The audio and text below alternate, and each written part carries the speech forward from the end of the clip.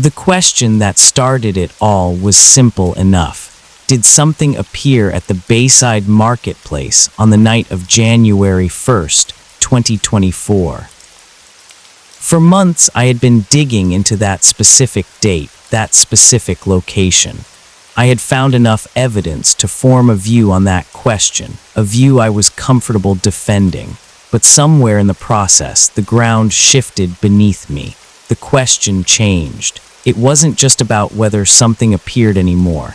It was about why the people responsible for the official response had acted the way they did. Why the silence? Why the rapid narrative management? Why the coordinated effort to make sure no one looked too closely? My name is Adrian Vega. I'm an investigative journalist, though lately I've felt more like an archaeologist of the present day, digging through layers of digital debris to find what's been buried. The Bayside incident began like most modern mysteries with a viral clip, a shaky phone video showing chaos in the open-air shopping center, screams, people running, police lights flashing against the palm trees, then nothing. The video was deleted. The accounts were suspended. The official statement came hours later, a routine security drill, a false alarm, a minor disturbance involving a few intoxicated individuals. Standard procedure. Case closed. But I knew better. I had spoken to witnesses. I had seen the raw footage before it vanished, and I had noticed the patterns. The first anomaly was the power grid.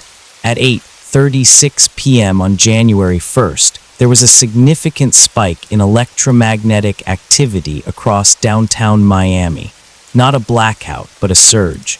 Engineers at the local utility company later described it as unusual but not unprecedented, attributing it to a transformer malfunction. But when I cross-referenced that timestamp with other data, the picture grew stranger. Cell phone signals in the immediate vicinity of Bayside failed simultaneously, not gradually but instantly. Calls dropped. Texts failed to send. GPS units lost satellite lock. For exactly 14 minutes, the area was a dead zone. Then there were the radio malfunctions. Police scanners in the area reported heavy static and interference during that same window. Dispatchers struggled to communicate with officers on the ground.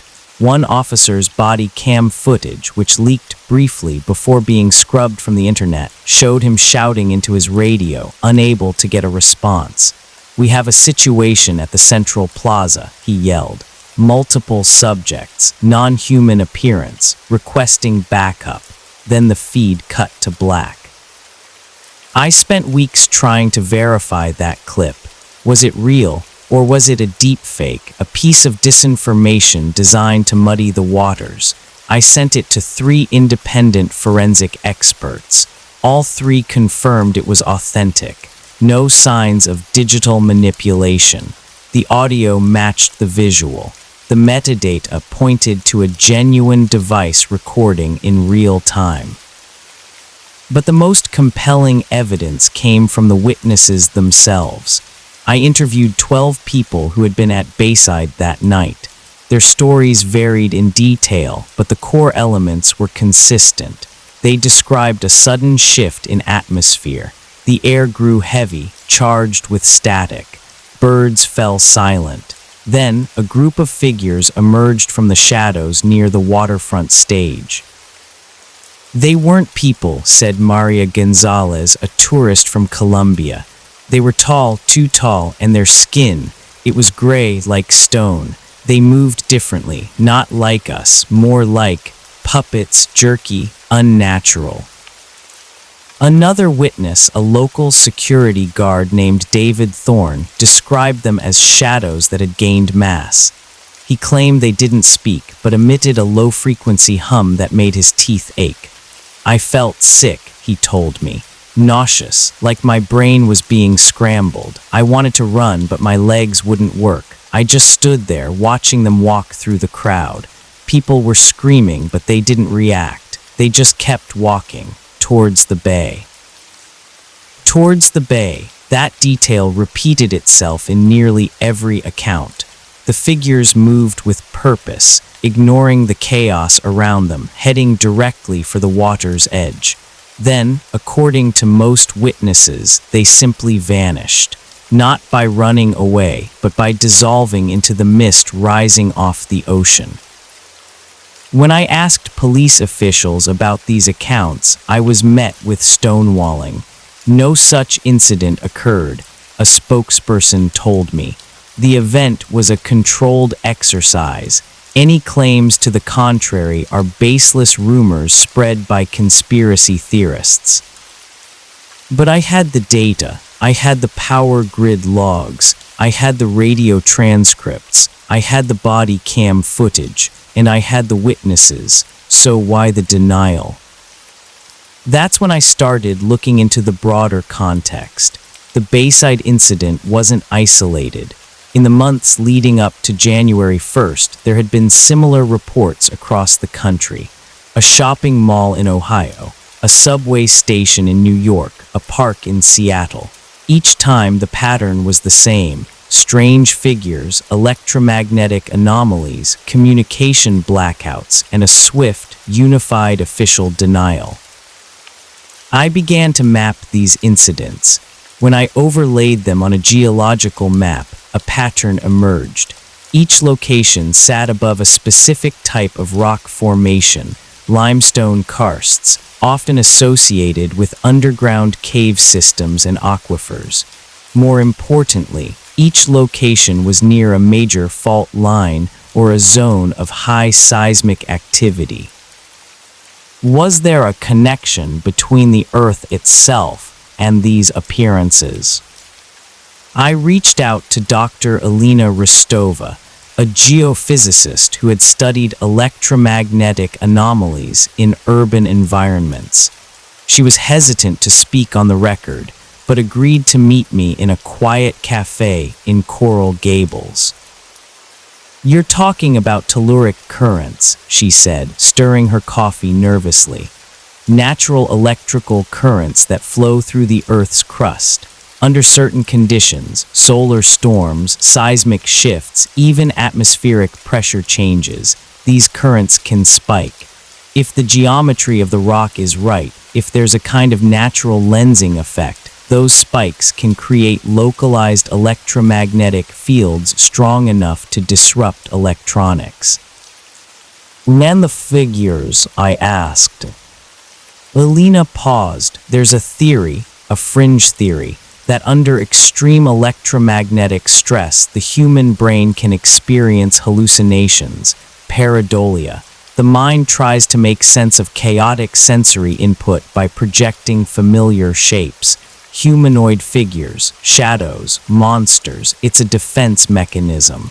But she trailed off, looking uneasy. "But what?" "But some researchers believe it's not just hallucination. They believe that under specific conditions, these fields can interact with consciousness in ways we don't understand, that they can manifest physical effects, or that they can open doors." "Doors to where?" She shook her head. "I don't know, and I don't want to know. This is dangerous territory, Adrian. You're poking at things that powerful people want to keep hidden. The government has protocols for this. They call it anomalous event containment. It's not about protecting the public from monsters. It's about protecting the public from panic, from the breakdown of social order.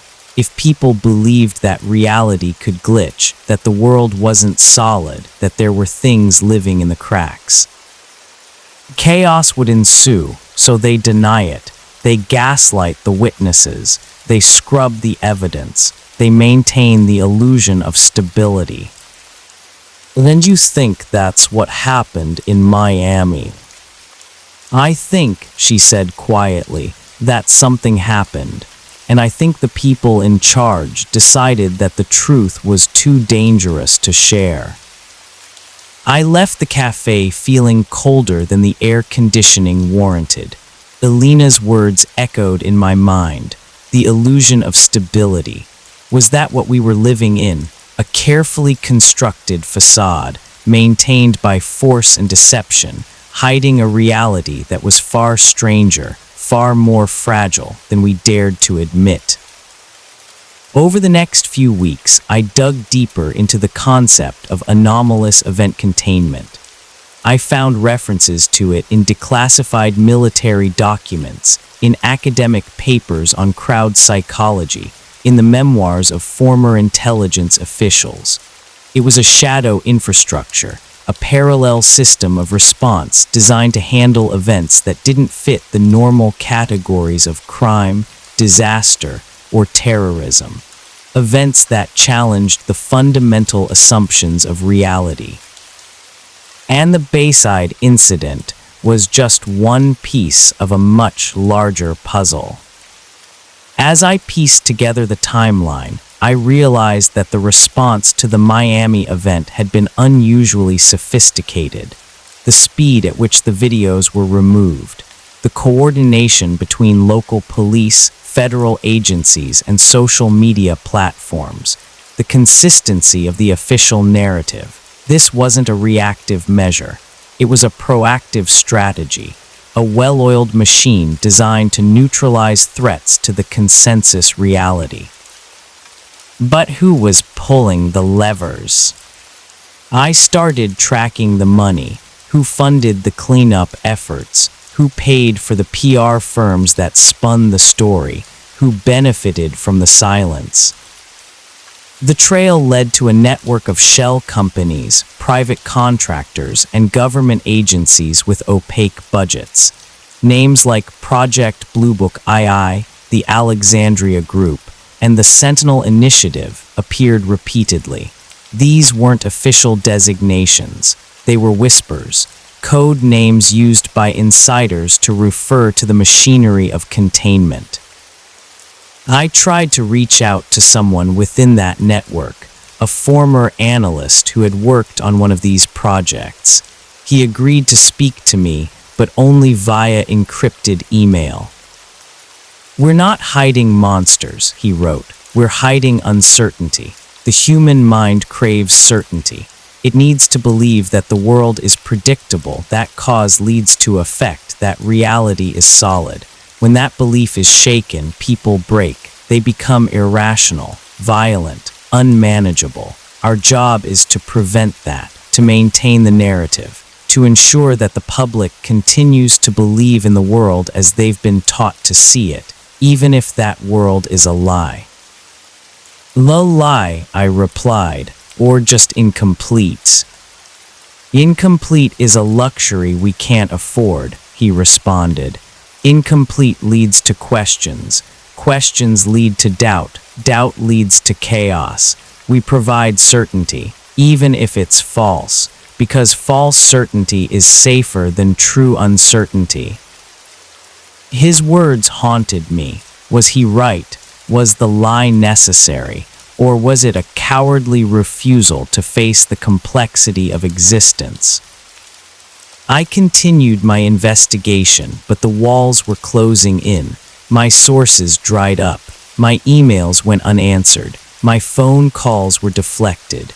I started noticing cars parked outside my apartment, men in suits who didn't belong in my neighborhood. My computer began to act strangely. Files disappeared. Programs crashed. I was being watched, being warned. But I couldn't stop. Not because I believed I could expose the truth, but because I needed to understand it. I needed to know what lay beneath the surface of the world I thought I knew. So I kept digging. I compiled the evidence, the power logs, the radio transcripts, the witness statements, the financial trails. I created a dossier, a record of what happened in Miami and what it meant. And then on a rainy Tuesday night, I sat in my car on Biscayne Boulevard, watching the lights of the city reflect off the wet pavement. I had the dossier on the passenger seat.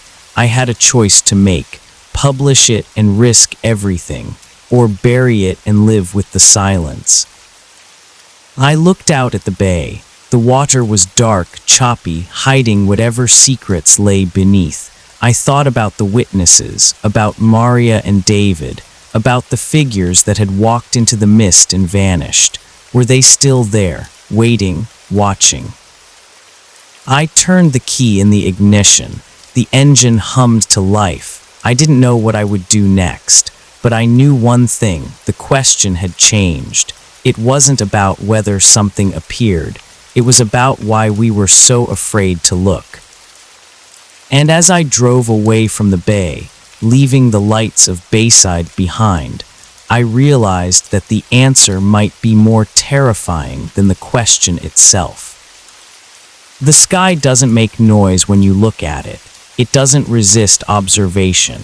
It simply exists, vast and indifferent, exactly as it has always appeared to be. But somewhere in the archives of human thought, buried beneath centuries of scientific consensus and cultural agreement, there exists a question that refuses to disappear completely. What if everything we believe about the sky is wrong?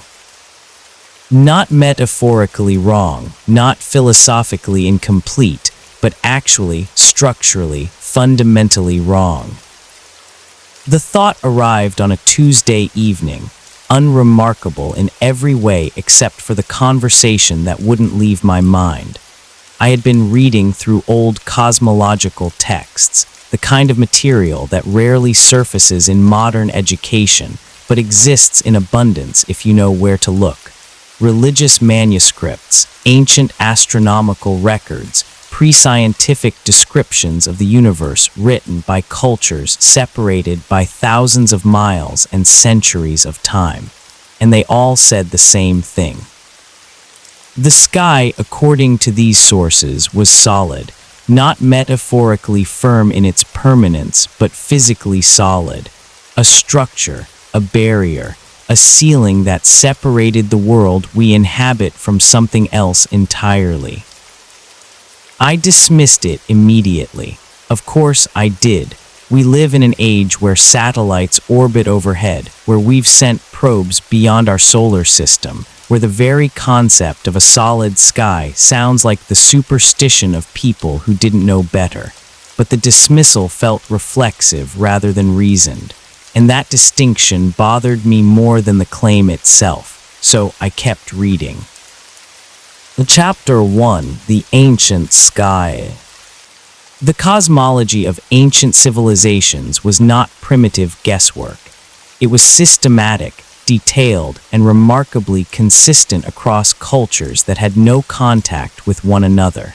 The Hebrews, the Babylonians, the Egyptians, the early Greeks, indigenous cultures across the Americas and Asia, all described the sky using the same fundamental structure.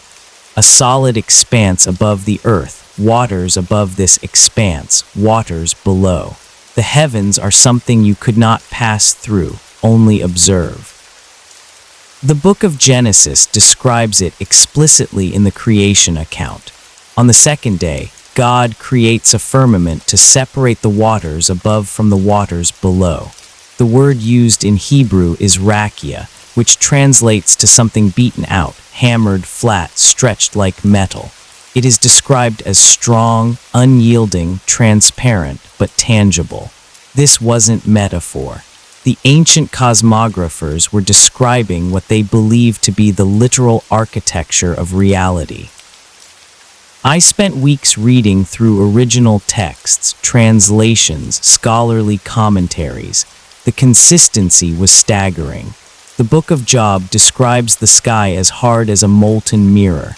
The Psalms refer to the firmament as strong, established, praiseworthy in its construction. The prophet Isaiah speaks of God stretching out the heavens like a curtain, spreading them like a tent to dwell in. These are not poetic flourishes, they're architectural descriptions. The Babylonian Enuma Elish, one of the oldest creation myths we have, describes Marduk creating the sky from the body of Tiamat, the primordial chaos monster. He splits her in half. One half becomes the earth, the other becomes the sky, but critically it remains a body, solid, formed, a structure that holds back the cosmic waters that existed before creation. The text is specific about this. Marduk sets guards at the sky to ensure the waters do not escape. He creates bolts and locks. He establishes watches. The sky is not empty space. It is a constructed barrier with a specific function, containment. Egyptian cosmology operates on similar principles. Nut, the sky goddess, is depicted in tomb paintings and temple reliefs as a woman arching over the earth, her body forming the vault of heaven. Her fingertips touch the eastern horizon. Her toes touch the western horizon. Between her body and the earth, everything exists. She's not symbolic, she's structural. The Egyptian creation myth from Heliopolis describes the primordial mound rising from the waters of Nun, the infinite ocean. The sky is created as a separation, a division that creates space for life. But it is always described as something above, something that must be held up, often by the god Shu, who stands between earth and sky, arms raised, preventing collapse. This image appears everywhere in Egyptian art. The sky must be supported. It has weight. It exerts pressure. It is not void. Hindu cosmology takes the layered approach. The universe consists of multiple lokas or realms stacked vertically. Above the earth is the atmosphere, then various celestial realms, then the abode of the gods. Each layer is distinct, separated by boundaries. The highest realm, Brahmaloka, sits at the top, but even it is contained within a larger cosmic structure. The Rig Veda, one of the oldest religious texts in existence, describes the sky as being held up by pillars. The Vishnu Purana speaks of cosmic shells, layers of reality encased one within another like nested spheres. The outermost shell is described as impenetrable, beyond which nothing exists. In China, ancient cosmology described the sky as a dome or canopy covering a square earth. The Zhou Bai Suan Jiang, an astronomical text from around the 1st century, presents calculations based on the sun moving in a circular path above a flat plane beneath a celestial dome. The text includes mathematical formulas for predicting solar and lunar positions based on this model. These weren't religious texts, they were technical manuals. In the Americas, the pattern continues. The Hopi emergence narrative describes the people traveling upward through multiple worlds, each with its own sky ceiling. When the sky of one world became corrupt or exhausted, the people would find a sipapu, an opening, and climb through to the next level above. The Maya developed one of the most sophisticated astronomical systems in the ancient world. They could predict eclipses centuries in advance. They tracked Venus with precision that rivals modern calculations. Their long count calendar is a mathematical achievement that still impresses scholars, and yet they describe the sky as bounded. The Maya cosmos consisted of 13 layered heavens above the earth and 9 layered underworlds below. Each level was distinct, ruled by different gods, accessible only through death or shamanic journey. The sky was not infinite. It was structured, divided, ordered. The Aztec cosmology follows similar patterns. The Codex Vaticanus depicts the universe's layers with the earth in the middle and multiple sky levels stacked above. The highest level, Omyakin, is the dwelling place of the dual god Omteotl, but even this supreme realm is contained within the overall structure.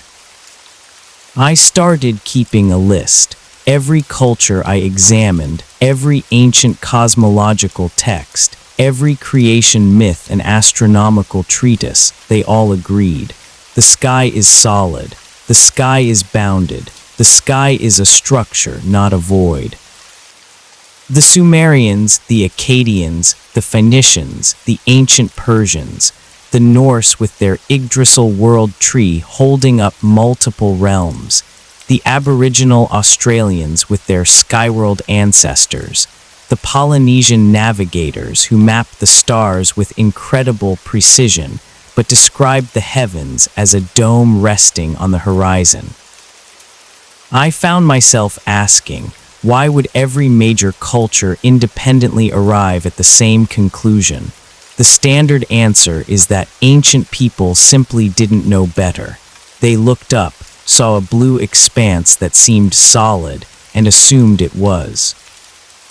But that explanation requires us to believe that civilizations capable of building pyramids aligned to celestial events, capable of predicting eclipses and tracking planetary movements with astonishing accuracy, were simultaneously incapable of recognizing empty space when they saw it. It didn't add up. These cultures were observational. They watched the sky obsessively. They tracked stars, planets, the moon, the sun. They created calendars so precise that we still marvel at them today.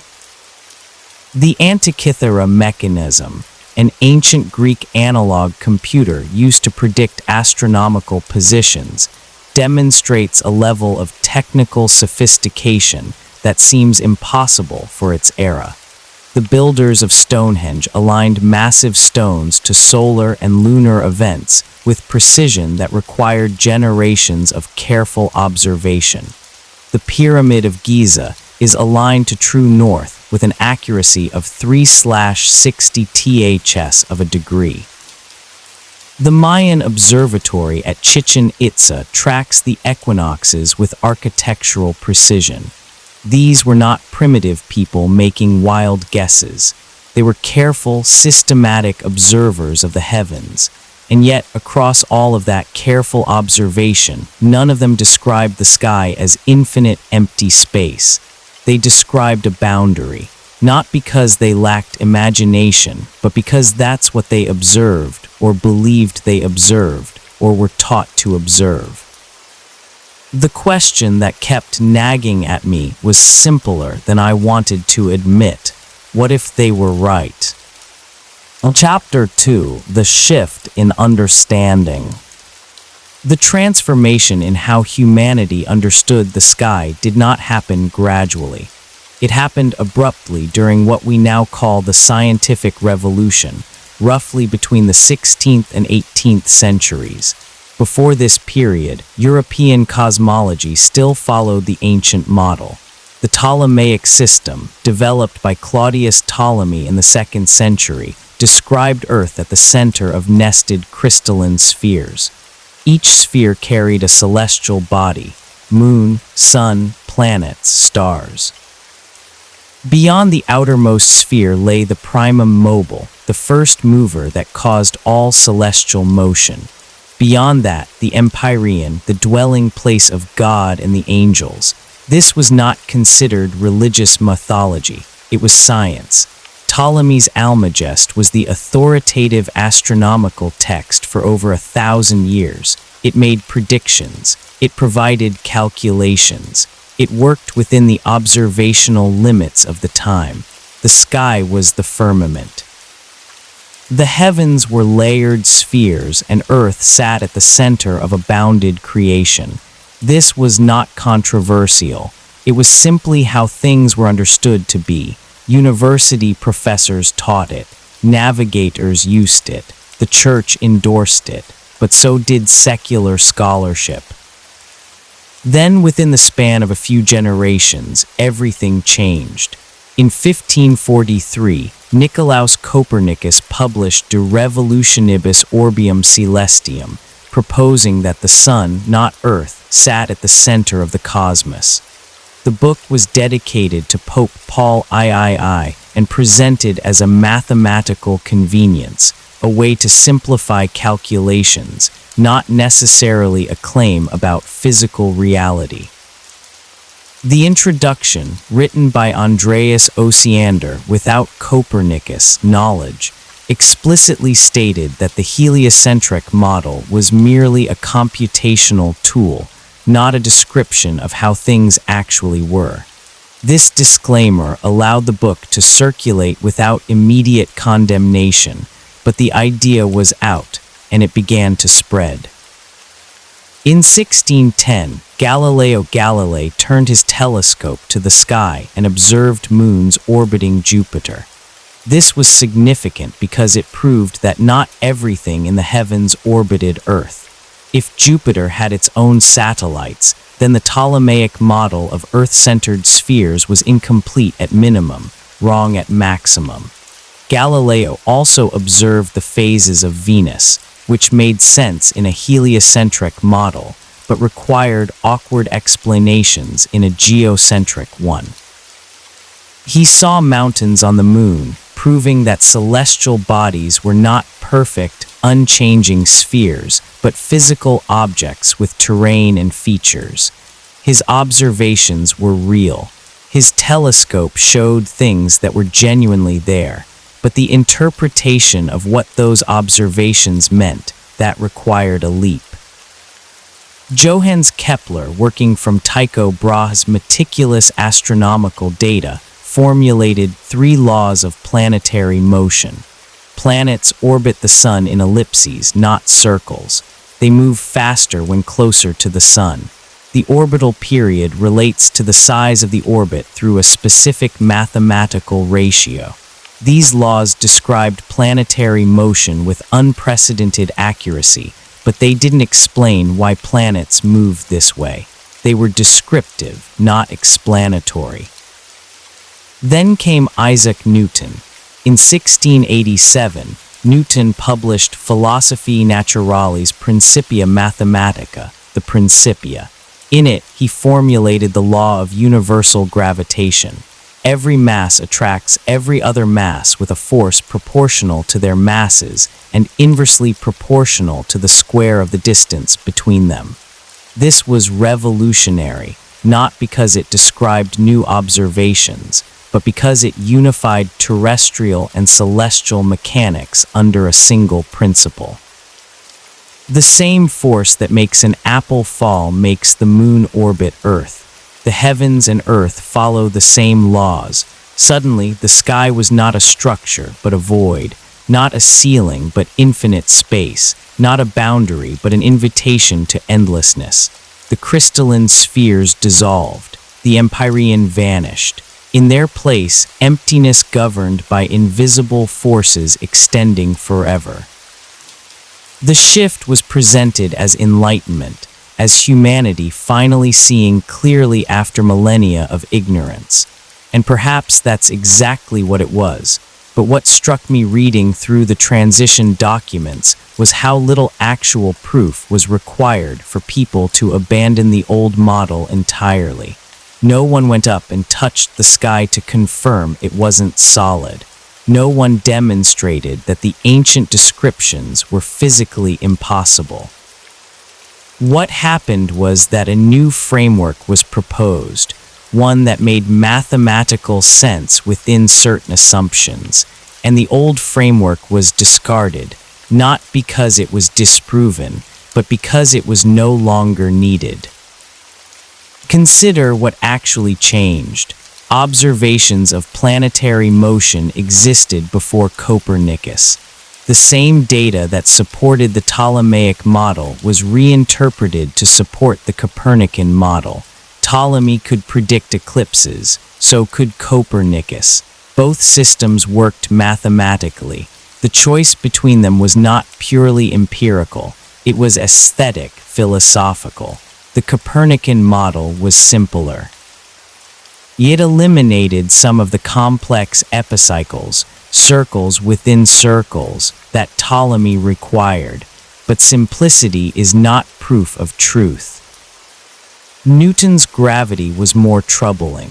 It worked brilliantly. It predicted the motion of celestial bodies with precision that still impresses today. But Newton himself admitted he had no idea what gravity actually was. He could describe its effects, but not its mechanism. In the Principia, he wrote, I have not as yet been able to discover the reason for these properties of gravity from phenomena, and I frame no hypothesis. Gravity was action at a distance, an invisible force with no physical medium. Objects attracted each other across vast emptiness without touching, without any mechanical connection. This was philosophically just as mysterious as crystalline spheres, but it was useful, and utility in the emerging scientific culture began to matter more than explanation. The firmament didn't collapse under the weight of evidence. It was replaced by a model that served the needs of the new era. Navigation required precise planetary predictions. The Copernican model provided them. Engineering required understanding forces and motion. Newton provided that. The old cosmology, with its bounded heavens and purposeful structure, didn't fit the mechanical philosophy that was emerging, not because it was proven false, but because it asked the wrong kinds of questions. I started to wonder, what if the ancient model wasn't wrong? What if it was simply reframed in a way that served different purposes? The question felt dangerous, not because it challenged science, but because it challenged the story we tell about progress. We are supposed to have moved from darkness into light, from superstition into knowledge. But what if we moved from one explanation into another, and both were incomplete? What if the shift from firmament to infinite space was not discovery, but decision? I kept reading. The more I learned about the scientific revolution, the more I realized how contingent it all was. Copernicus hesitated to publish, fearing ridicule. Galileo was tried by the Inquisition. Kepler spent years in poverty. Newton had a nervous breakdown and abandoned science for alchemy and theology. These were not triumphant heroes effortlessly overthrowing ignorance. They were men struggling with ideas that didn't quite fit, models that explained some things but not others. Observations that could be interpreted multiple ways. And in the end, the model that won was not the one that was proven true, but the one that proved useful. Useful for what? For the emerging commercial empires that needed navigation, for the burgeoning industrial economy that needed mechanics, for the philosophical project of replacing divine purpose with material causation. The infinite universe served those purposes. The bounded firmament did not, so the firmament disappeared. Not because anyone went up and proved it wasn't there, but because the new story was more convenient than the old one. Chapter 3: The Modern Firmament Theory. The modern firmament theory is not what most people imagine when they hear the phrase. It's not a claim that the sky is made of glass or crystal. It's not about a literal dome you could touch if you flew high enough. It's about Earth as a contained system. I encountered the theory through forums, video essays, independent researchers who approach cosmology from outside institutional science. The tone varies wildly. Some approach it with religious conviction, others with scientific skepticism turned inward, still others with the calm detachment of people exploring an idea simply to see where it leads. But the core claim remains consistent. Humanity lives inside a closed environment. The sky in this model is not infinite, it is bounded. Not by a visible wall, but by a barrier that prevents passage beyond a certain point. Space in this framework is not a place you can travel to. It is a region, a layer of the system, but not an exit. The stars are not distant suns trillions of miles away, but lights within the system itself, fixed or moving along predetermined paths. This is not presented as fantasy.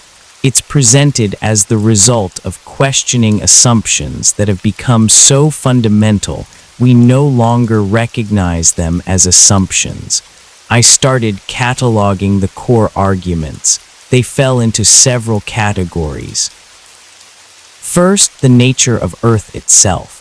Modern cosmology describes Earth as a sphere rotating on its axis once every 24 hours, orbiting the Sun at approximately 67,000 mph, while the entire solar system moves through the galaxy at roughly 500,000 mph. Firmament theorists ask, why don't we feel this motion? The standard answer is that we're moving with the Earth, so there's no sensation of velocity. But they counter. We feel motion in airplanes. We feel motion in cars. We feel the rotation of carnival rides. Yet we feel nothing from Earth's supposed rotation, orbit, or galactic movement. The response involves reference frames and constant velocity versus acceleration. Objects in constant motion don't produce sensation unless they change speed or direction. Earth's rotation is constant, so we don't feel it. But firmament researchers push back. Earth's rotation should produce measurable effects. The Coriolis effect, yes, but also more direct evidence. Long-range artillery must account for Earth's rotation in their calculations. Snipers, in theory, should need to adjust for it. Yet the adjustments are minimal or absent in practice. They point to experiments. The Michelson-Morley experiment in 1887 attempted to detect Earth's motion through the luminiferous ether. It found no motion. The experiment was repeated multiple times with increasingly sophisticated equipment. Same result, no detectable motion. The standard interpretation is that this disproved the ether theory and led to special relativity. But firmament theorists suggest an alternative.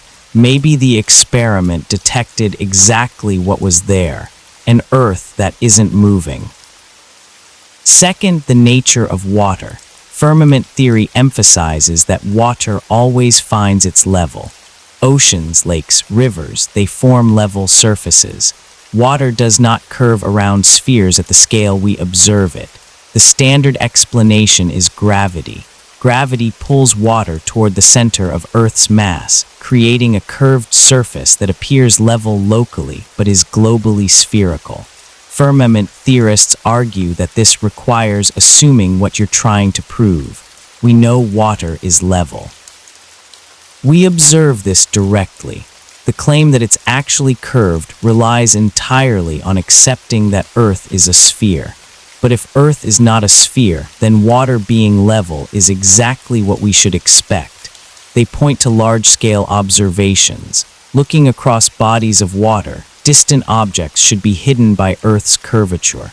The formula is roughly 8 inches per mile squared. At 10 miles, an object should be hidden by approximately 67 feet of curvature. Yet there are photographs and videos showing objects visible at distances where they should be completely obscured. Buildings, mountains, islands visible when they should be below the horizon. The standard response involves refraction, atmospheric lensing, mirages. Light bends as it passes through layers of air at different temperatures and densities, making distant objects appear higher than they actually are.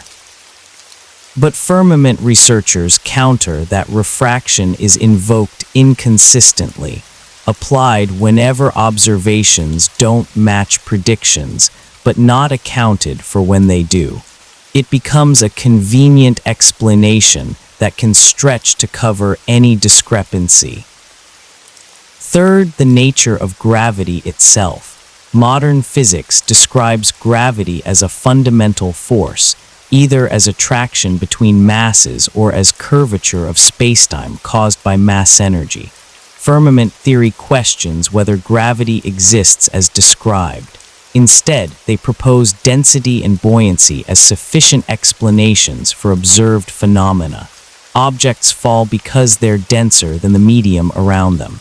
Helium balloons rise because they're less dense. No attractive force required. This seems simplistic, but they argue it's actually simpler than invoking a mysterious force that acts at infinite distance without any physical medium. Newton admitted he couldn't explain how gravity worked. Einstein reformulated it as geometry, but that doesn't explain what causes the curvature. Modern physics treats gravity as one of four fundamental forces, but it's the weakest and the most poorly understood.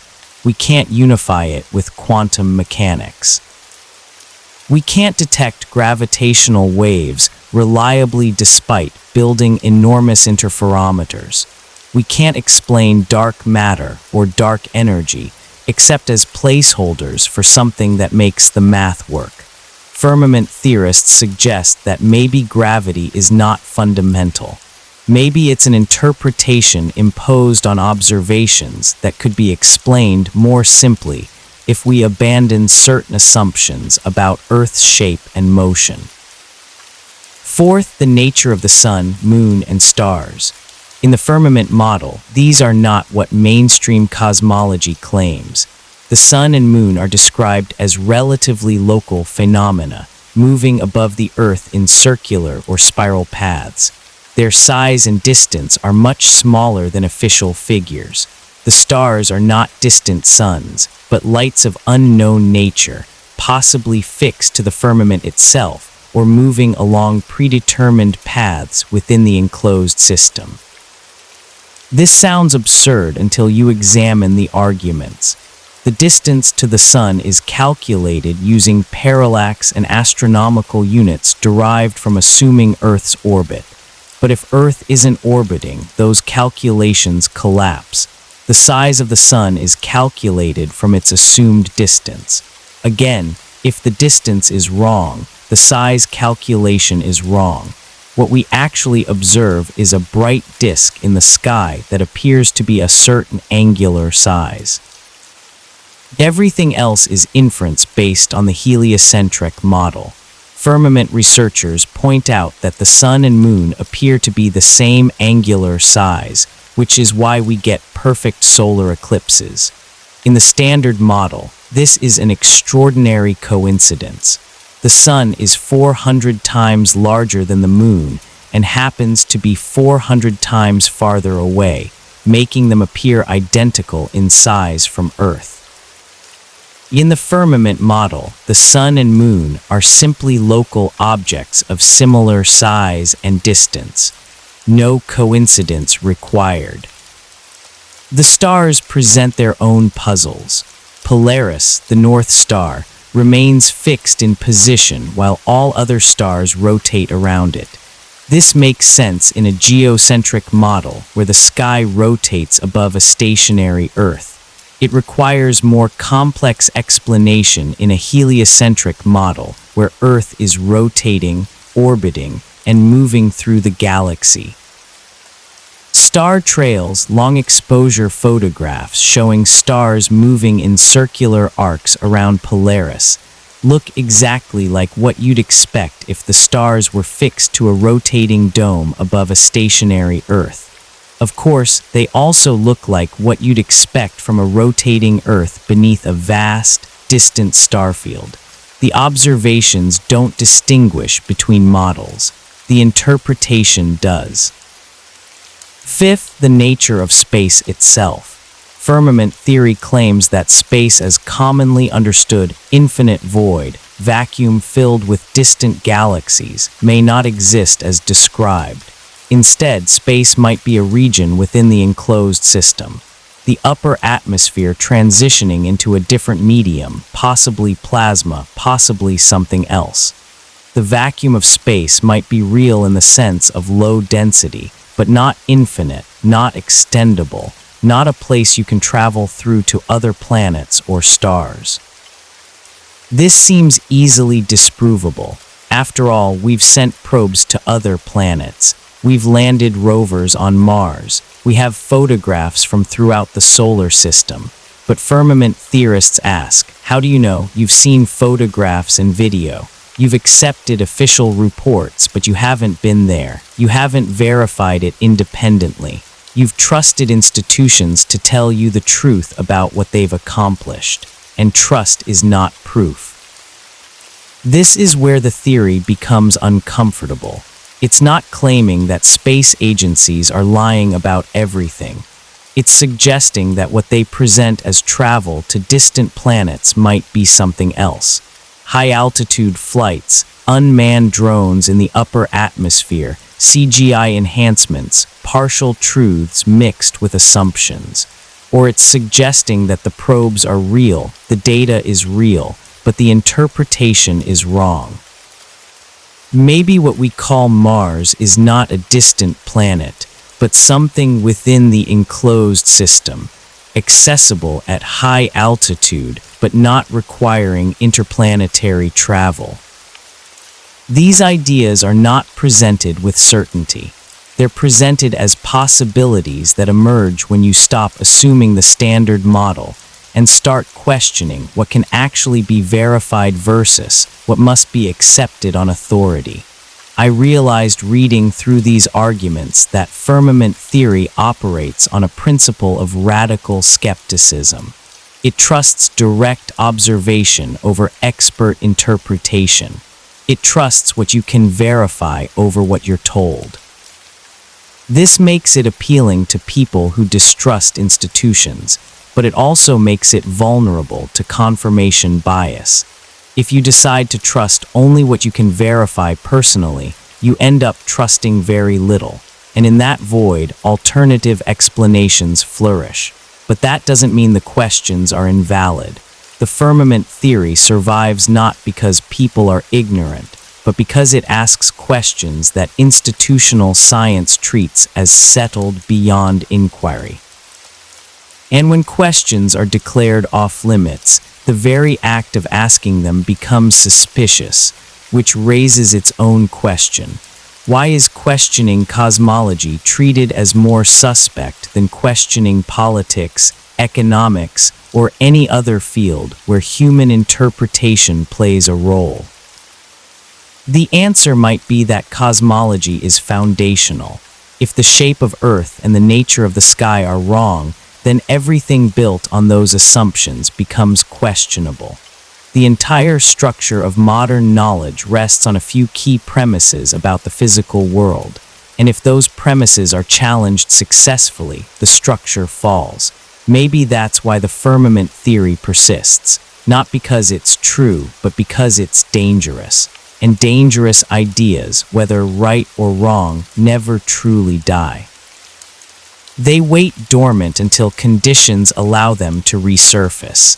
I kept reading, uncertain whether I was approaching truth or falling into delusion. The line between them, I was beginning to realize, was thinner than I believed.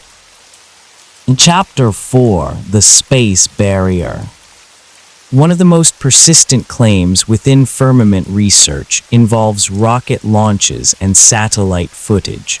Specifically, the behavior of objects as they ascend into the upper atmosphere and beyond.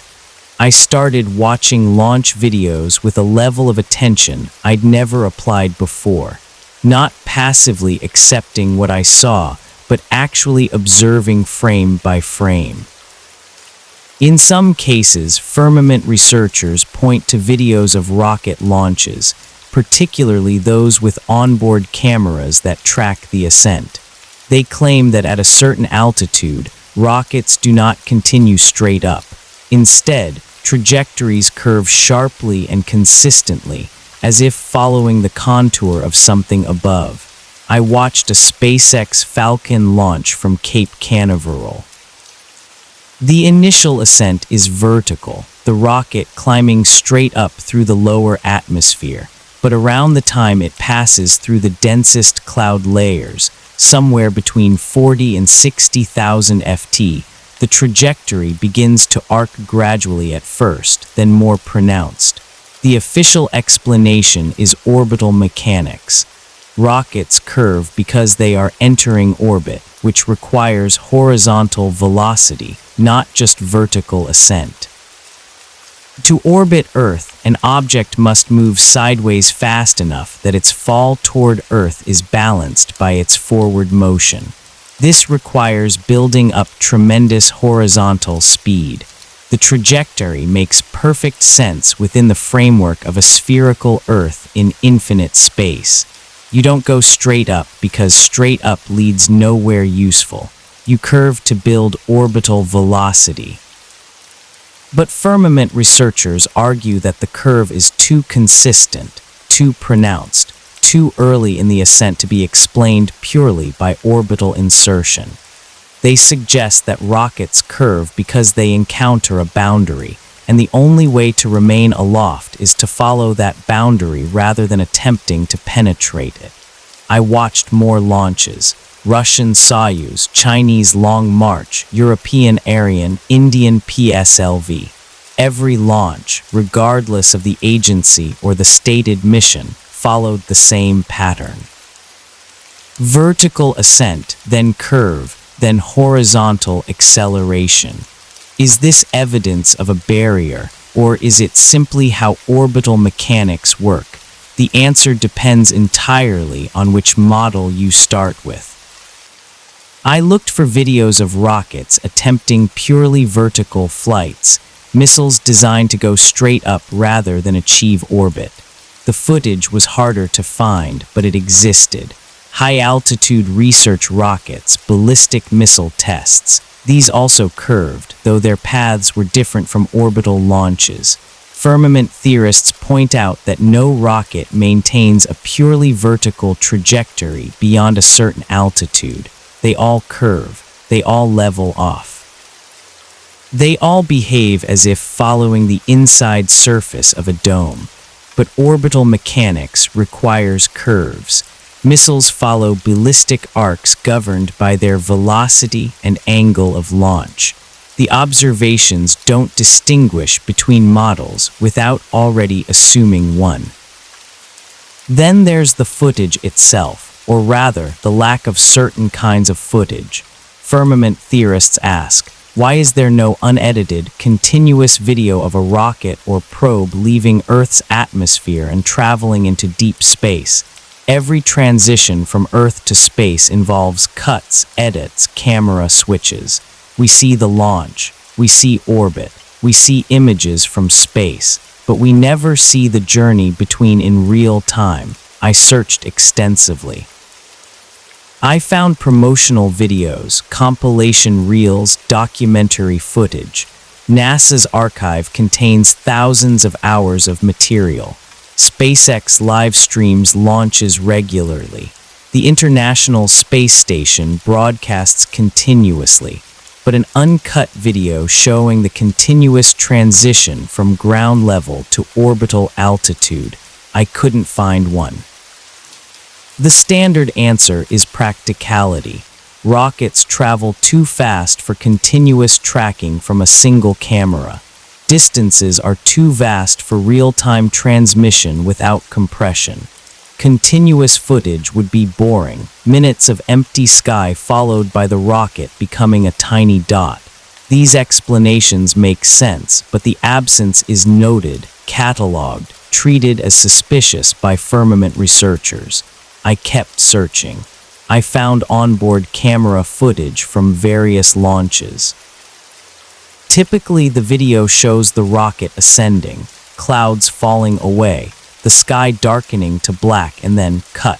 Switch to external view or switch to animation explaining what's happening. When continuous onboard footage exists, it often shows strange things. Fisheye lenses creating horizon curves that shift and bend unnaturally. The Earth appearing convex in one frame, concave in another, depending on camera position and lens distortion. Firmament researchers catalog these distortions obsessively. They claim that the curved horizon we see in space footage is an artifact of wide-angle lenses, not evidence of Earth's spherical shape. They show comparison videos demonstrating how fisheye lenses can make flat surfaces appear curved. The space agencies acknowledge that wide-angle lenses are used. They're necessary to capture the full view in cramped spaces. but they argue that the curvature of Earth is visible even in footage shot with minimal distortion. Firmament researchers counter by asking for raw footage, straight from the camera before processing. They want access to original files, metadata intact, showing exactly what cameras captured before any enhancement or correction. This raw footage is rarely available to the public. When it is released, it often comes after processing for color correction, stabilization, or format conversion. The original data exists in proprietary formats, archived by space agencies, not accessible for independent verification. Is this evidence of deception, or is it simply how institutions handle technical data? I started noticing patterns in how launches were broadcast. Live streams from SpaceX would show the rocket ascending, then switch to animation as it climbed beyond visual range. When the feed returned to live footage, the rocket was already in space, or the payload was being deployed, or the booster was descending for landing. The critical moments, the actual passage from atmosphere to space, were consistently absent from direct coverage. Firmament theorists point to specific anomalies. Video showing objects appearing to hit an invisible ceiling. Bubbles in space footage suggesting underwater filming. Harnesses visible on astronauts during supposedly zero-gravity demonstrations. Green screens detected in background analysis of ISS broadcasts. Each anomaly has official explanations. Bubbles are condensation or ice particles. Harnesses are equipment tethers for safety. Green screens are used for educational demonstrations, not actual space footage. The ceiling effect is debris separation or stage jettison captured at angles that create optical illusions. I examined the evidence. Some of it was clearly misidentified, a reflection mistaken for a bubble, camera artifacts mistaken for green screen edges, perspective tricks making straight lines appear to curve, but some of it was harder to dismiss. Videos where the physics seemed wrong, objects moving in ways that didn't match the zero-gravity environment they were supposed to be in. Footage where astronauts appeared to be supported by invisible wires, their movements constrained in ways that suggested harnesses rather than free-floating. The most troubling aspect wasn't any single piece of evidence.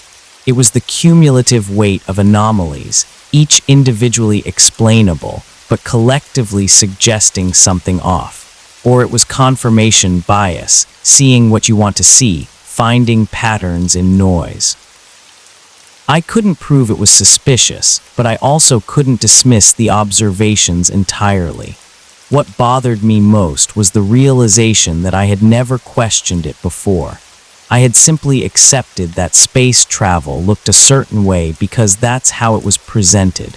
But presentation is not proof. In the absence of certain types of evidence, unedited continuous footage, publicly available raw data, transparent access to verification, that absence might mean nothing, or it might mean everything. The firmament theory doesn't require vast conspiracy. It only requires institutional interpretation of data that we can't personally verify. And in the gap between what we're shown and what we can confirm, alternative explanations find room to breathe. Chapter 5: The Silence Above. One of the quieter elements of the firmament theory involves a simple question. What does it look like to leave Earth? Not from Earth, not looking back at Earth, but leaving, the act of passage from inside the atmosphere to outside it. Uninterrupted, unmediated. I searched for this footage with genuine curiosity. I wanted to see what it looked like when a camera mounted on a rocket or satellite transitioned from sky to space. The moment when blue gives way to black, when atmosphere ends and void begins. I found compilations, edited sequences, animations, artist renderings. I found footage from the International Space Station showing Earth from orbit. I found re-entry videos showing the fiery descent back through the atmosphere. I found promotional material from space agencies, beautiful and inspiring, but I did not find unedited, continuous footage of the crossing itself. This absence is not proof of anything. It could be explained a dozen different ways, all of them mundane. Technical limitations, bandwidth constraints, editorial choices for public consumption, the sheer duration of an ascent making continuous coverage impractical. But it is an absence, and firmament researchers treat absences as data. The theory suggests that the firmament does not need to be hidden if no one is looking for it. If the assumption is that space is infinite and accessible, then the lack of direct evidence for crossing into it becomes invisible. We see what we expect to see, and we explain away everything else. This idea troubled me more than I wanted to admit. How much of what I believed about the world came from direct experience versus mediated information? I had never been to space. I had never seen Earth from orbit with my own eyes. I'd never witnessed a rocket launch in person, let alone tracked its entire ascent beyond the limits of visibility. Everything I knew about space came from images, videos, reports, textbooks, authorities. I trusted those sources. Of course I did. They came from institutions with resources, expertise, decades of accumulated knowledge. NASA, ESA, Roscosmos, SpaceX, these organizations employed thousands of scientists and engineers. They had budgets in the billions. They produced tangible results. Satellites that provided GPS communications, weather forecasting. But trust is not verification. And verification in the modern world has become almost impossible for individuals. I started thinking about how knowledge works in a technological society. Most of what we know secondhand. We read it in books written by experts. We see it on screen, showing footage from places we'll never visit. We accept it as true because rejecting it would require rejecting the entire edifice of specialized knowledge that makes modern life function. This is not inherently wrong. Specialization is necessary. No single person can verify everything. We rely on institutions, peer review, reputation, consensus. But what happens when those institutions have interests beyond truth, when they serve political, economic, or ideological purposes? Space exploration from its inception was entangled with Cold War politics. The space race was not about science. It was about demonstrating technological superiority, projecting power, claiming ideological victory. Sputnik terrified the United States not because it was dangerous, but because it symbolized Soviet capability. The Apollo program was a response to that terror. Kennedy's speech about going to the moon was not a scientific proclamation. It was a strategic decision. We choose to go to the moon, not because it is easy, but because it serves national interest. Firmament researchers point to this history and ask, if space exploration began as propaganda, how much of it remains propaganda? They note that the most iconic images of space exploration, the Apollo moon landing, Earthrise, the blue marble photograph, all emerged during the height of the Cold War. All were produced by a government with massive incentive to demonstrate superiority.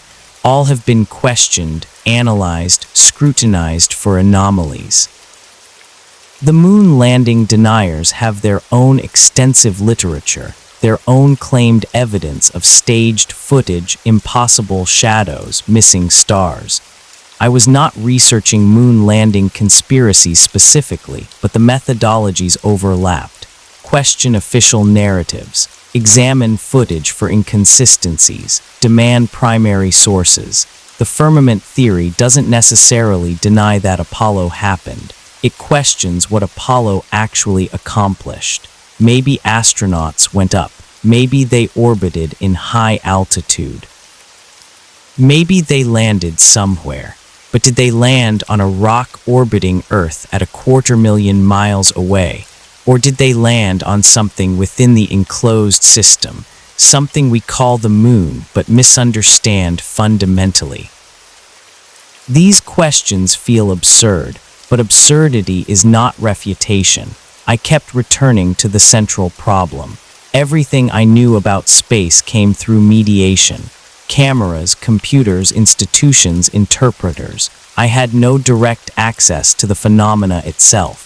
When I look at the moon through a telescope, I see a bright disk with visible features. Craters, maria, highlands, beautiful and detailed.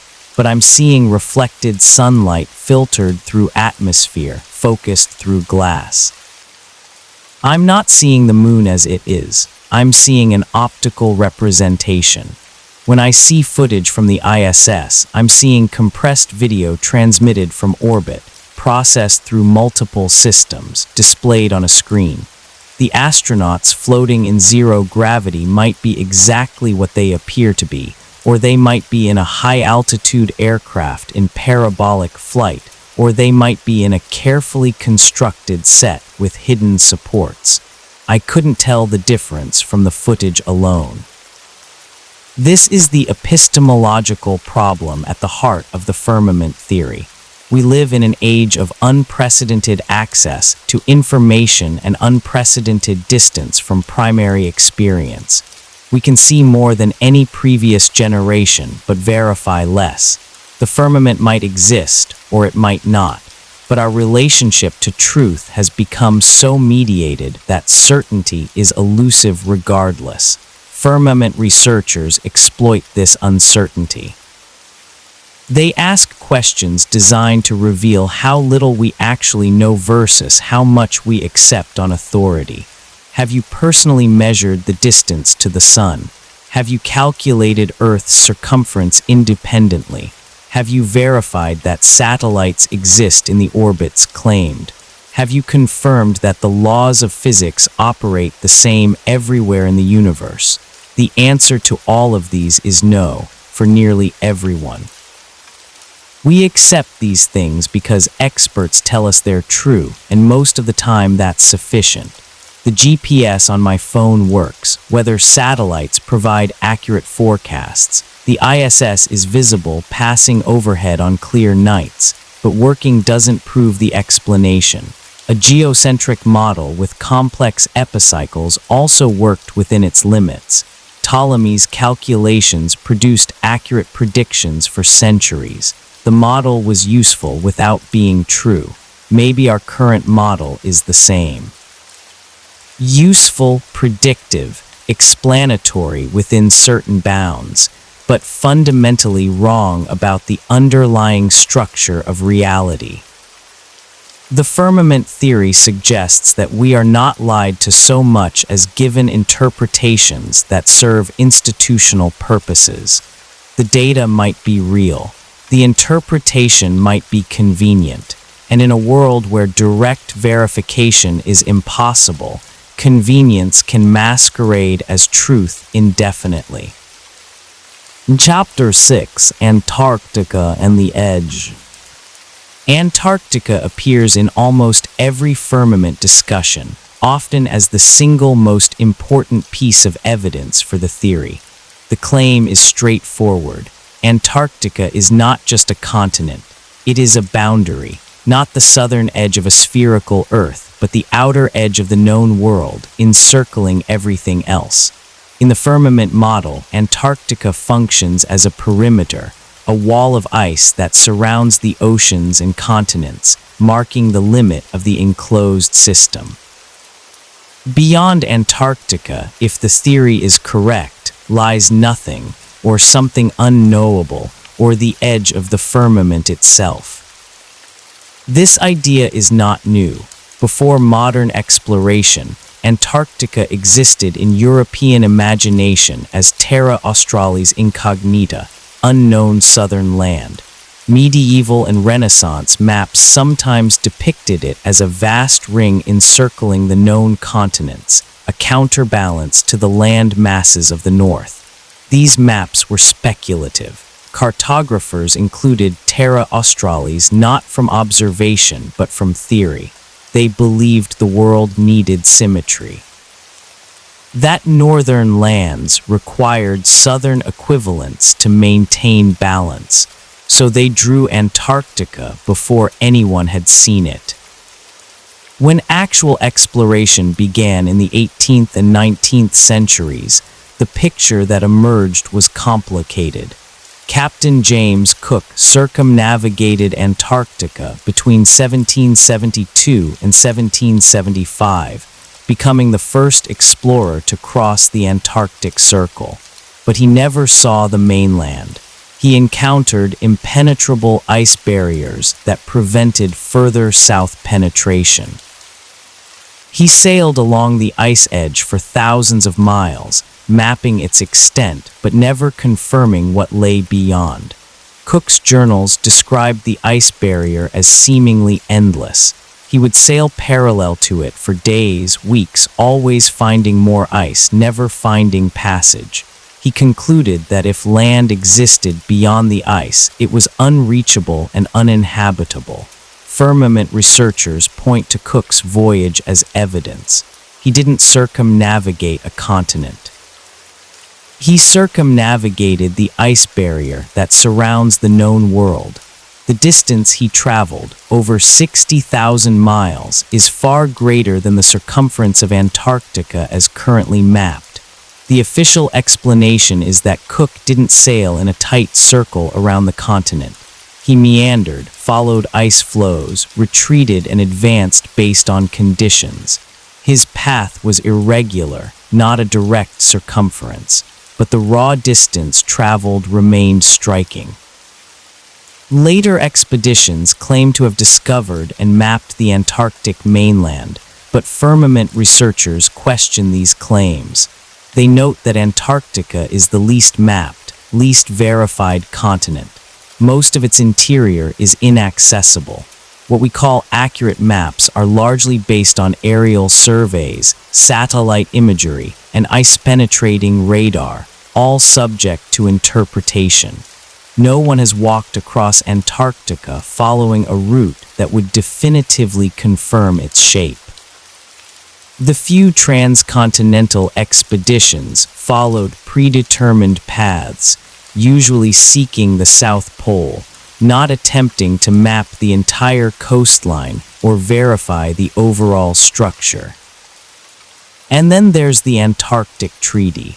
Signed in Washington in December 1959, the Antarctic Treaty designated Antarctica as a scientific preserve.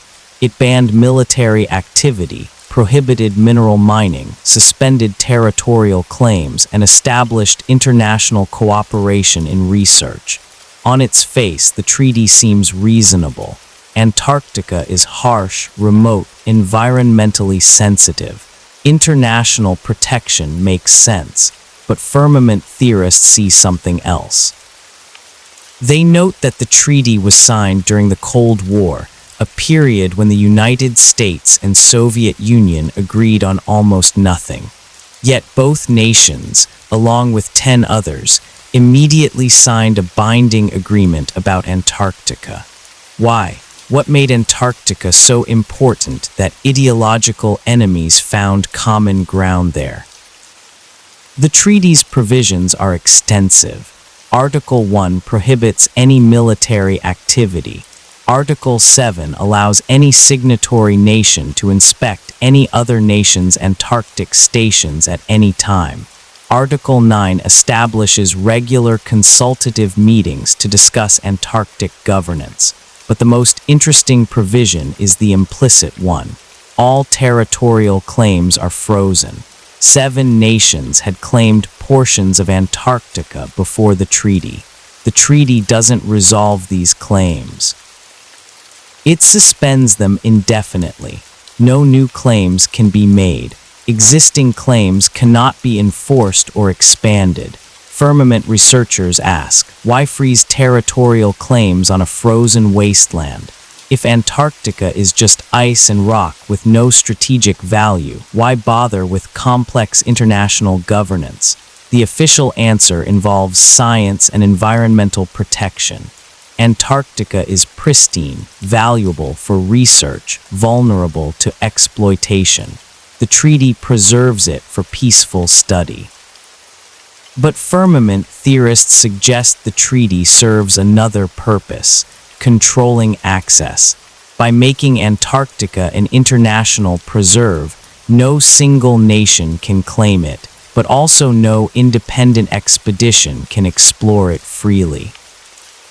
I investigated this claim. I found that visiting Antarctica is indeed difficult. Tourism exists, but it's heavily regulated. Tour operators must follow strict protocols established by the International Association of Antarctica Tour Operators. Landing sites are limited. Activities are restricted. Independent travel is essentially impossible without permits, approvals, and enormous expense. Private expeditions to Antarctica's interior require permission from multiple governments, logistical support from approved contractors, insurance, emergency extraction plans. The barriers are not legal prohibitions, but practical impossibilities. You can visit Antarctica as a tourist, but you'll see what tour operators show you. You can conduct research there, but you'll work within established stations under treaty oversight. You cannot simply charter a boat, sail south, and explore independently. Firmament researchers catalog stories of people who tried, adventurers who planned Antarctic expeditions and faced bureaucratic roadblocks, researchers whose projects were denied permits for vague reasons, filmmakers who requested access to interior regions and were told no. Are these restrictions about environmental protection or about preventing discovery of something that contradicts official narratives? I found one account particularly compelling.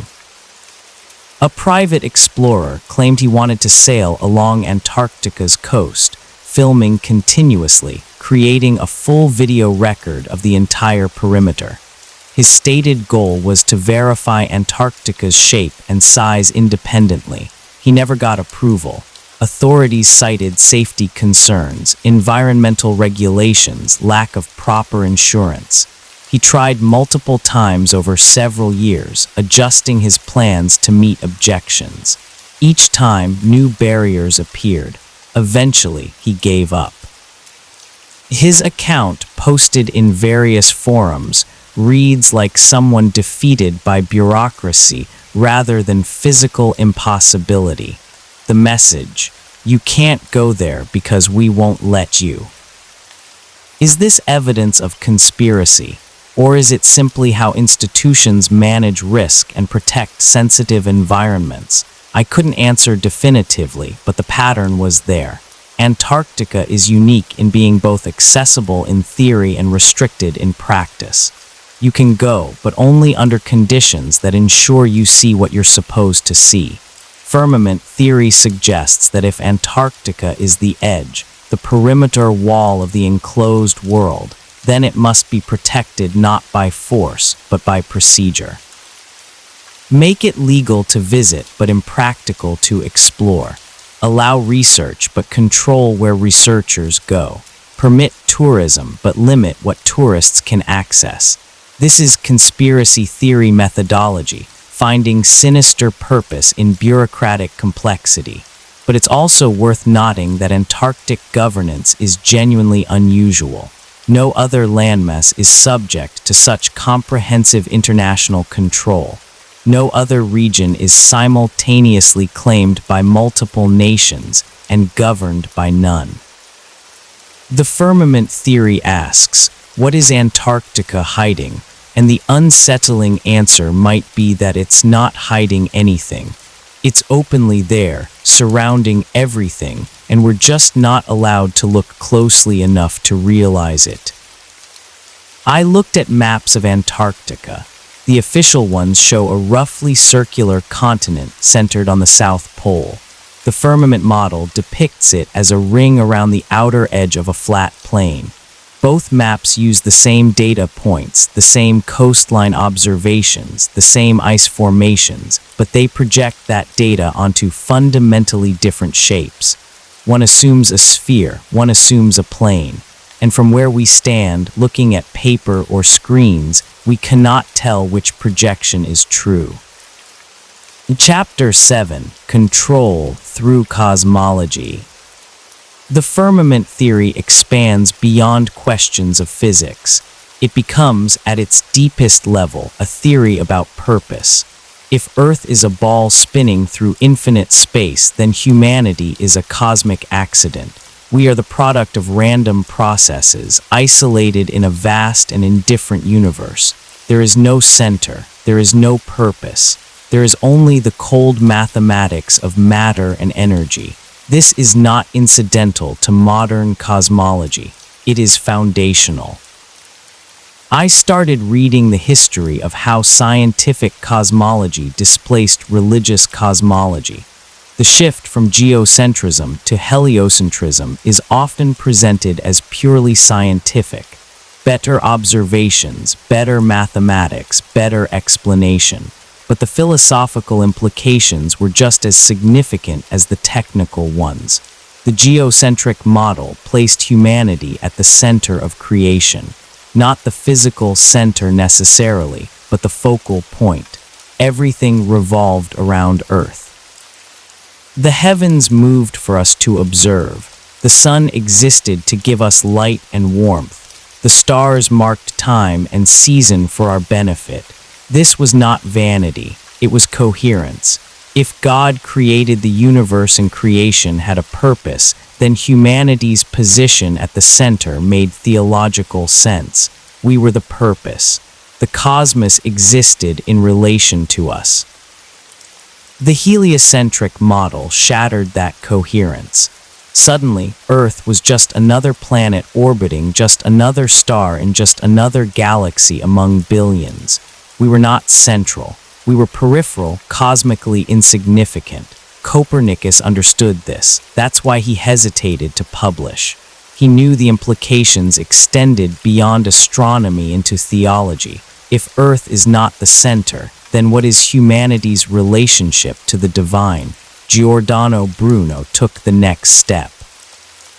He proposed that the universe was infinite, filled with countless stars and planets, possibly harboring other life. He was burned at the stake in 1600, officially for heresy, but the specific heresy was cosmological, denying the uniqueness of Earth and humanity. The Church resisted heliocentrism not because of stubbornness, but because they understood what was at stake. If the cosmos has no center, then it has no hierarchy.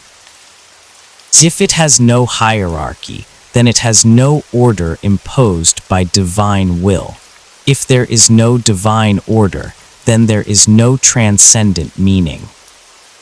Modern secular thinkers celebrate this as liberation from superstition. We don't need cosmic purpose. We create our own meaning. We are free from the burden of predetermined significance. But firmament theorists ask, what if that freedom is actually loss? If Earth is enclosed, if we live inside a created system with boundaries and structure, then everything changes. We are not random. We are placed. We are contained. We are perhaps observed. Purpose becomes possible again. Not as human construction, but as cosmic fact. The psychological implications are profound. An infinite universe invites nihilism. A bounded creation invites meaning. And meaning, whether comforting or terrifying, changes how people live. I found myself thinking about Friedrich Nietzsche's proclamation, God is dead. He didn't mean this literally. He meant that modernity had made God unnecessary. The infinite mechanical universe explained itself without divine intervention. Humanity no longer needed theology to understand the cosmos. But Nietzsche also understood the consequences. If God is dead, if cosmic purpose disappears, then we face the abyss of meaninglessness. The death of God was not victory, but crisis. We have killed him, you and I, all of us. Are we not murderers? Must we ourselves not become God simply to appear worthy of it? Modern culture has not become godlike. It has become fractured, anxious, searching desperately for meaning in a universe that offers none. Depression, suicide, addiction, despair. These are not just personal failures, but existential responses to cosmic insignificance. Firmament researchers argue that this is intentional, not that specific individuals conspired to make people miserable, but that the shift from bounded creation to infinite void served powerful interests. If humanity has no cosmic purpose, then purpose becomes whatever authorities define it as: work, consumption, national service, ideological commitment. These fill the void left by transcendent meaning. People without cosmic significance are easier to control because they must find significance somewhere, and institutions are happy to provide it. This sounds paranoid, but it's also historically demonstrable. The rise of totalitarian ideologies in the 20th century coincided with the full internalization of cosmic meaninglessness. Fascism, communism, various nationalisms, all offered collective purpose to replace lost cosmic purpose. Even liberal democracy, with its emphasis on individual freedom and material prosperity, functions as a substitute meaning system. We're free to pursue happiness, which in practice means pursuing wealth, status, pleasure. These are not nothing, but they are not cosmic significance either. The firmament theory suggests that cosmology is not neutral. How we understand the sky shapes how we understand ourselves. An infinite void produces one kind of human. A bounded creation produces another. I thought about medieval Europe, often dismissed as superstitious and backward, but medieval people lived in a cosmos saturated with meaning. Every star was an angel. Every planet had divine significance. The heavens declared the glory of God. Life was hard, often brutal, but it was not meaningless. Modern people live in comfort unimaginable to medieval peasants. We have technology, medicine, leisure, but we also have epidemic rates of depression, a mental health crisis that shows no signs of abating despite increasing access to treatment. Could this crisis be cosmological? Could the loss of a meaningful universe create psychological damage that no amount of therapy or medication can fully address?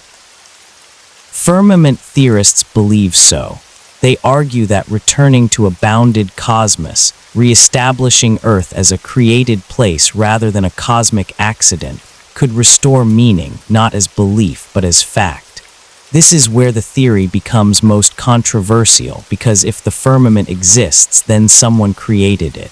And if someone created it, then we must ask why, and what they want from us, and what happens if we ignore their purposes. These are theological questions masquerading as cosmological ones.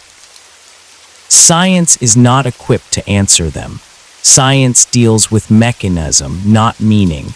It can tell us how things work, but not why they exist or what we should do about it. The firmament theory reintroduces purpose as a scientific question. If Earth is enclosed, that enclosure was deliberate. The system was designed. And design implies designer, which implies intent, which implies meaning. Modern science fled from this centuries ago, not because design was disproven, but because methodologically limiting science to mechanism made it more productive. You can study how planets orbit without asking why planets exist. You can understand gravity without understanding purpose. But the limitation was methodological, not metaphysical. Science chose not to ask certain questions, not because they were invalid, but because they were outside its scope. Firmament theory asks those questions again, not through theology, but through cosmology. It treats the structure of the universe as evidence for purpose, and purpose as evidence for structure. This circularity is intentional. If you start from materialism, the assumption that only matter and energy exist, then purpose is illusion. But if you start from purpose, the assumption that existence has meaning, then materialism is incomplete. The choice between these starting points is not scientific, it's philosophical. And philosophy, unlike science, does not settle questions through experiment. It settles them through commitment. Modern culture committed to materialism, not because it was proven true, but because it was useful. It enabled technological progress, economic growth, social engineering. It made the world predictable, controllable, exploitable. But it also made the world empty. And emptiness, no matter how comfortable, eventually becomes unbearable. The firmament theory offers an alternative, not a return to medieval superstition, but a reframing of modern knowledge. Keep the observations. Change the interpretation. Recognize that the infinite void might be a choice rather than a discovery. And if it's a choice, we can choose differently. Chapter 8: The Psychological Barrier. The strongest argument against the firmament theory is not scientific, it's psychological. The idea of a solid sky feels impossible, not unlikely, not improbable. Impossible in a way that bypasses reason and settles directly into instinct. We have internalized the infinite universe so completely that questioning it feels like questioning reality itself. It's not that we've examined the evidence and found the firmament lacking. It's that the firmament violates the shape of the world as we've been taught to imagine it, and that, firmament researchers argue, is exactly how the system works. I started paying attention to my own reactions as I researched. Every time I encountered a firmament claim that felt compelling, I noticed a reflex, a voice in my head that said, "This can't be true," not "This doesn't seem true," or "I need more evidence." Simply, "This can't be true." That reaction was automatic, instantaneous, occurring before any conscious evaluation of the claim itself. I recognized it as cognitive dissonance. The psychological discomfort that occurs when new information contradicts existing beliefs. The human mind resists this discomfort. We have multiple strategies for reducing it, rejecting the new information, reinterpreting it to fit existing beliefs, or creating rationalizations that allow both to coexist. What we rarely do is actually change the foundational belief, because foundational beliefs are integrated into our entire understanding of reality. Changing them means rebuilding from scratch. The firmament theory, if true, would require exactly that kind of rebuilding. Everything I learned about the universe from elementary school through university would need to be re-examined. Not just astronomy, but physics, geology, history, philosophy. The entire edifice of modern knowledge rests on certain cosmological assumptions. If those assumptions are wrong, the edifice doesn't just modify, it collapses. This is terrifying. Not intellectually terrifying, but existentially so. It means that the authorities I trusted were wrong. The institutions that educated me failed. The consensus reality I share with billions of people is mistaken. More than mistaken, constructed, built deliberately to produce a certain kind of understanding, a certain kind of human being. I found myself thinking about education, how we learn about the universe from childhood. Picture books showing the solar system, the planets orbiting the sun, Earth as a blue marble floating in black void. These images are presented as photographs, as direct representation of reality, but they're not. They're artist renderings, composites, CGI reconstructions based on data interpreted through models. The photograph of Earth from space that hangs in classrooms is usually a composite of multiple images stitched together and color-corrected for visual appeal. Nothing wrong with that inherently, but we're not told it's composite.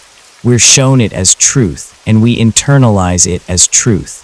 And by the time we're old enough to question, the belief is so fundamental that questioning feels absurd.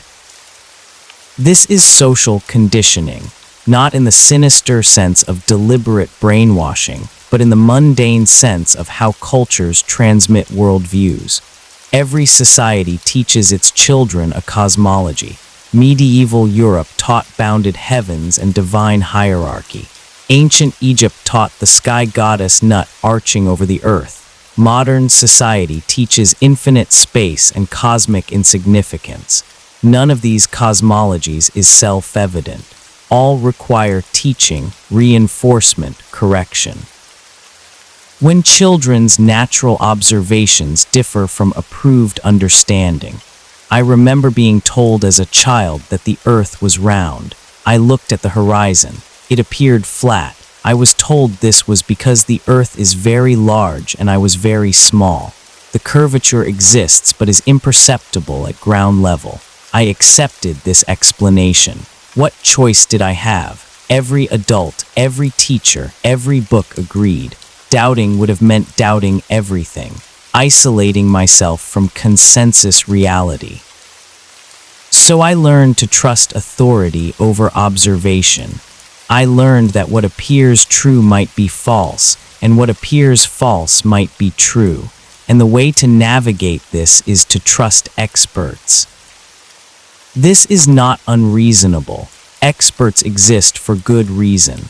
Specialization is necessary, but it creates dependence, and dependence creates vulnerability to deception, whether intentional or accidental.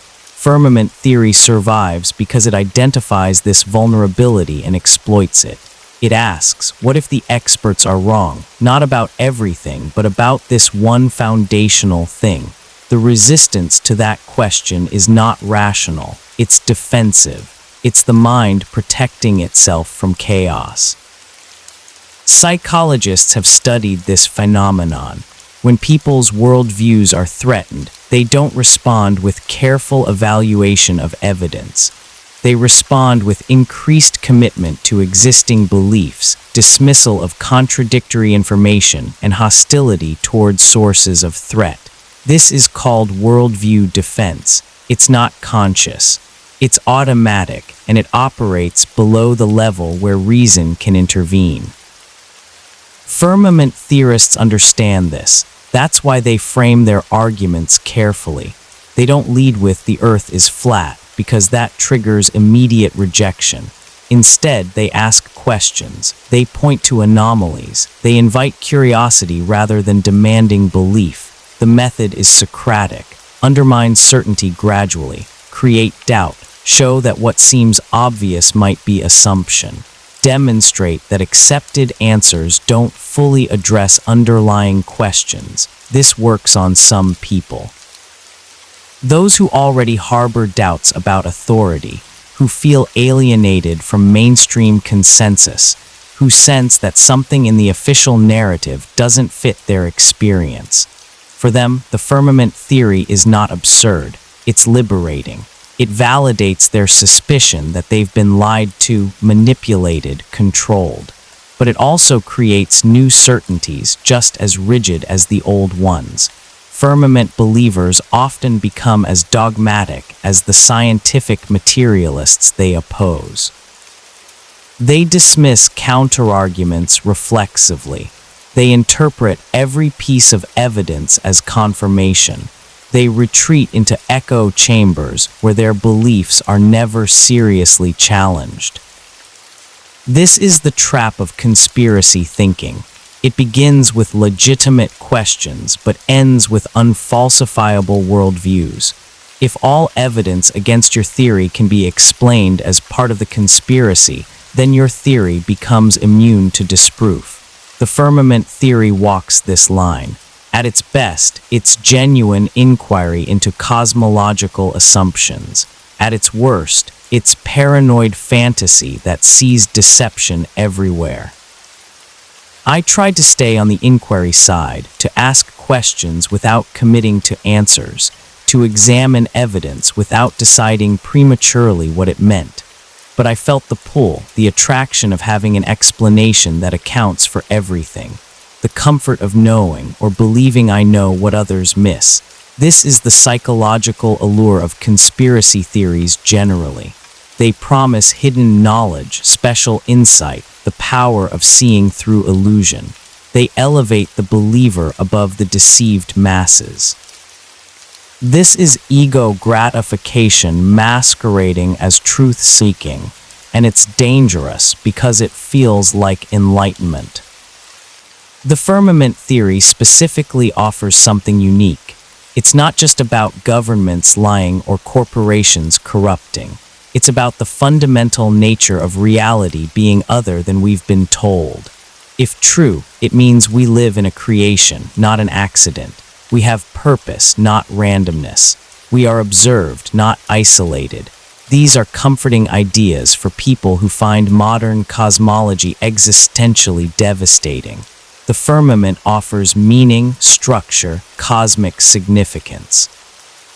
But comfort is not truth, and the desire for meaning can override critical thinking just as easily as fear or anger can. I had to keep reminding myself, the fact that I want something to be true doesn't make it true. The fact that believing something would be psychologically beneficial doesn't make it correct. Truth is independent of preference. Reality doesn't care what we need it to be, but we care. And that caring shapes what we're willing to consider, what we're able to see, what we can accept. The psychological barrier to the Firmament theory is not that it's too absurd to believe. It's that accepting it requires surrendering too much. The comfort of consensus, the trust in institutions, the shared reality that makes communication possible.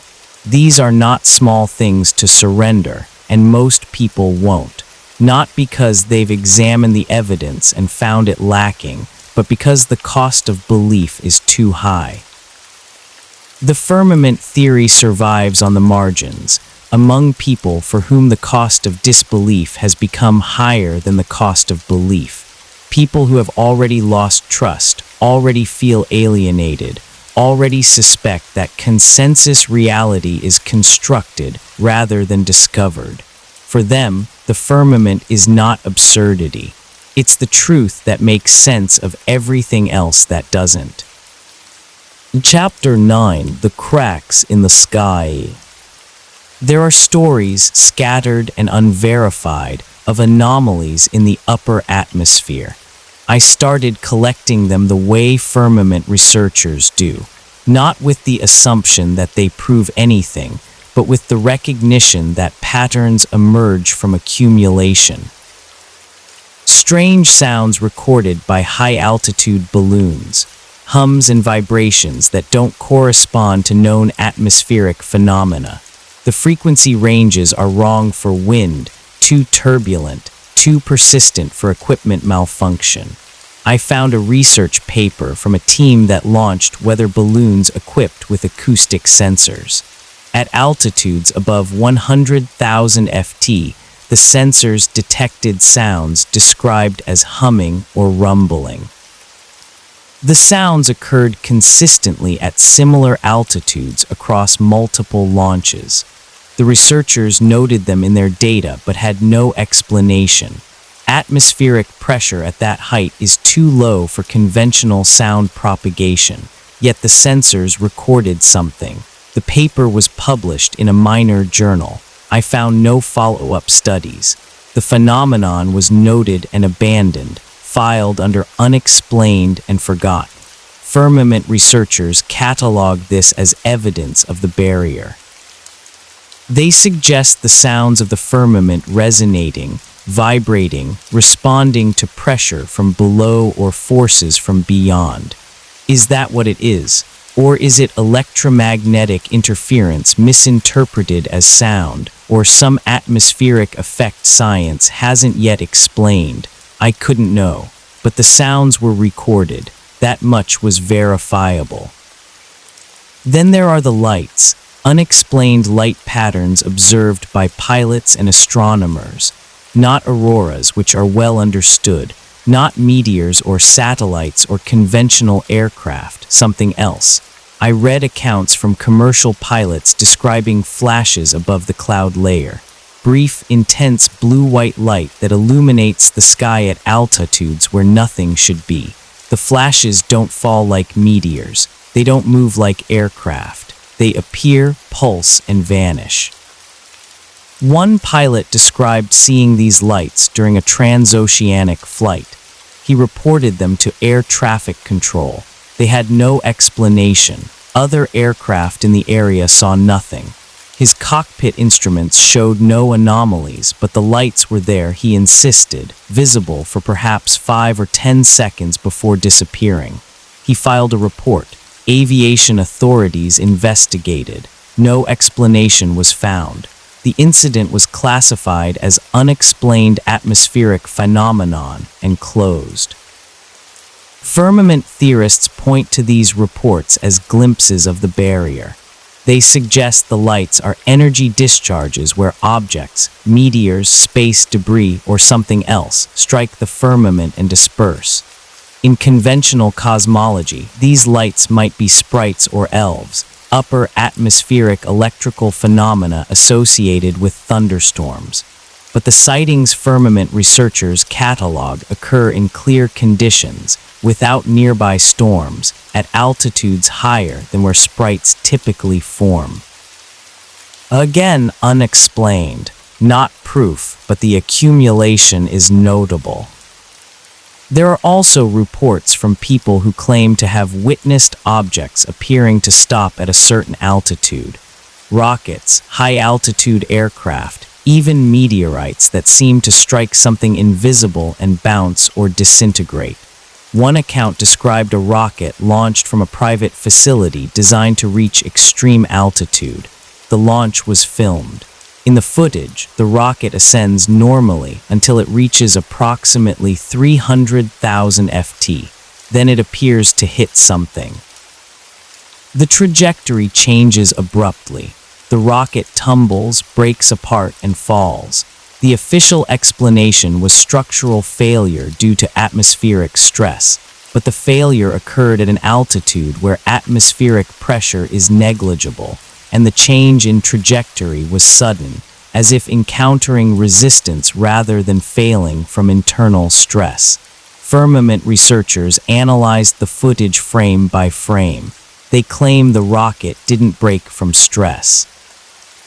It hit something solid, invisible, and shattered on impact. Could they be right, or are they seeing what they want to see in ambiguous footage? I watched the video multiple times. The rocket does change trajectory suddenly.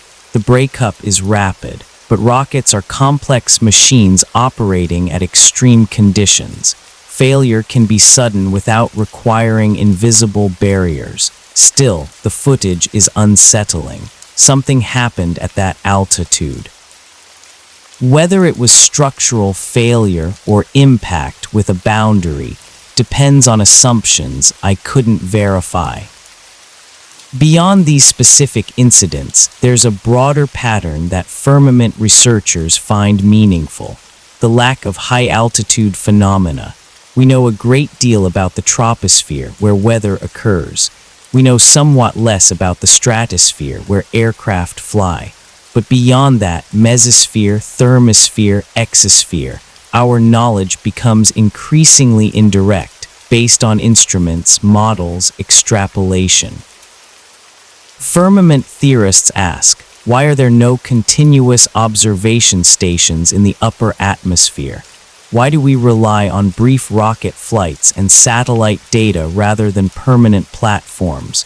The official answer is engineering difficulty. Maintaining structures at extreme altitude is harder than orbiting satellites. The environment is hostile. Cost-benefit doesn't justify it, but the absence is noted. We have submarines in the deep ocean. We have stations in Antarctica. We have the ISS in space, but nothing in that transitional zone between atmosphere and void. Firmament researchers suggest this is intentional. If the firmament exists somewhere in the upper atmosphere, permanent observation platforms would detect it. Better to keep that region accessible only through brief, controlled visits. Is this paranoid, or is it pattern recognition? I thought about how much of our cosmological understanding depends on that inaccessible zone. We can't go there personally. We can't station observers there. We must trust instruments briefly deployed, reporting data that's interpreted through models we can't independently verify. The gap between what we observe directly and what we believe exists is enormous.